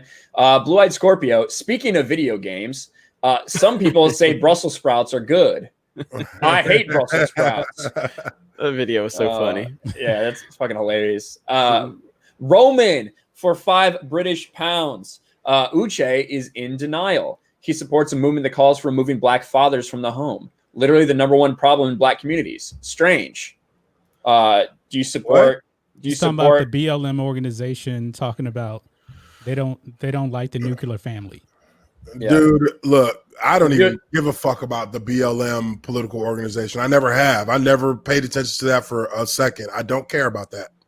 I'm not in favor of it, or whatever their I don't even know what the fuck their platform is really about. And and I think that's for a lot of people. You get BLM confused on the political side, and then just on the social movement. Social movement's different than the political side, 100%, because the political side is kind of fucking weird. I don't want to get too deep in it, but to me at this point, they're one and the same. They're using the same name and everything. It's the same name, but two different paths. Because one is a movement on the social side. One is the political, I don't know what the fuck I don't know what they would be called. Marxist. Okay, a Marxist, but what power do they have? They don't got no power. They can vote. They're getting voted into some of these Democratic offices now. Okay, so, I can't remember that latest name that won, but that's another. I know the only fringe person I heard about getting voted in was the QAnon chick. I haven't heard about that. Dude, I don't go into those waters. I don't know. Yeah, I don't think Uche is a big supporter of Black Lives Matter. I think that Uche would agree with the statement that Black Lives Matter, but I don't think he's down with the entire organization. I'm not down with the organizational. I'm not down with all that. I don't follow that shit at all. That's right. Eric says, please give Pat Tillman a shout out. Shout out Pat Tillman, Arizona Cardinals service member, sacrificed his life. So shout out Pat Tillman. But guys, thank you so much. I appreciate there's one. No Lives Matter. That's always the great equalizer. Tonight on Twitch, we will be live playing Mario Kart 8. That's Geeks and Gamers on Twitch. Uche, are you going to be there? Yeah, I'll be on tonight. All right, so we'll have the whole crew over there playing Mario Kart. It's going to be a lot of fun. Tomorrow, we've got premium streams for geeksandgamers.com members. So if you have not, go get yourself a premium subscription on geeksandgamers.com. Subscribe to The Observant Lineman, Uche Waneri. Subscribe to John Matrix. Also subscribe to Black and White Sports, a sports channel, and Ryan Kennel, RK Outpost. That's right. And Steph has been dropping links to everybody the entire time. We got all up to 2,000 subscribers, hit 30K. 2,000 live streamers. 2,000 live watching viewers and 30K subscribers. So you guys are awesome. We appreciate you. Thank you to John Matrix for coming on short notice. And hey, as long as we're able to do it, at least for the foreseeable future, we're going to try to do these every Sunday, live stream. Now, NFL season's probably going to interrupt that, or at least the timing. I don't know. I think we might end up moving it up an hour or so or something. So okay. we'll have to figure it out. We'll figure it out. So, hey, John, I just subscribed to your channel as well, brother. Oh, I appreciate it. Yes, sir. There you go. Hey, John, it was good talking to you, man. It's the first time we've actually talked. You've been a long-time supporter, man. It's been a pleasure talking to you, man. I like you've got a different demeanor, which actually is a good thing we play off of. You got that cool, kind of calm demeanor, man, and I dig it. So it's good stuff. Well, it depends on the live stream. It depends on what we're talking about. Wait till that football season starts up. I see that Cowboys actually, yesterday when we were on the sports channel going live, man, we had like 1,200 people watching. And we were dropping the truth about Jacob Blake. Then YouTube decides to restrict the channel to 18 and over. People can send super chats. We got around that because I got PayPal. And we dropped to like 400 people. Wow. And people were getting notifications talking about this video is age restricted or like dangerous or something. I was like, really? Wow. But talking about that situation. Yeah, all the details of it, the gory details of it. And I warn people, man, this is not for children. If you got kids, I'm gonna drop the whole thing. There's no way in hell the stream's gonna be monetized. Hell yeah, man. There you go. Hell yeah. Last super chat, the Greg, $5. Give Uche a break, y'all. Pass the number on him mentally and physically. Those fucking cheaters. Thank you, the Greg. We appreciate you guys. Subscribe to Uche, subscribe to John, subscribe to Jeremy, and subscribe to me. We will catch you guys next time. Peace.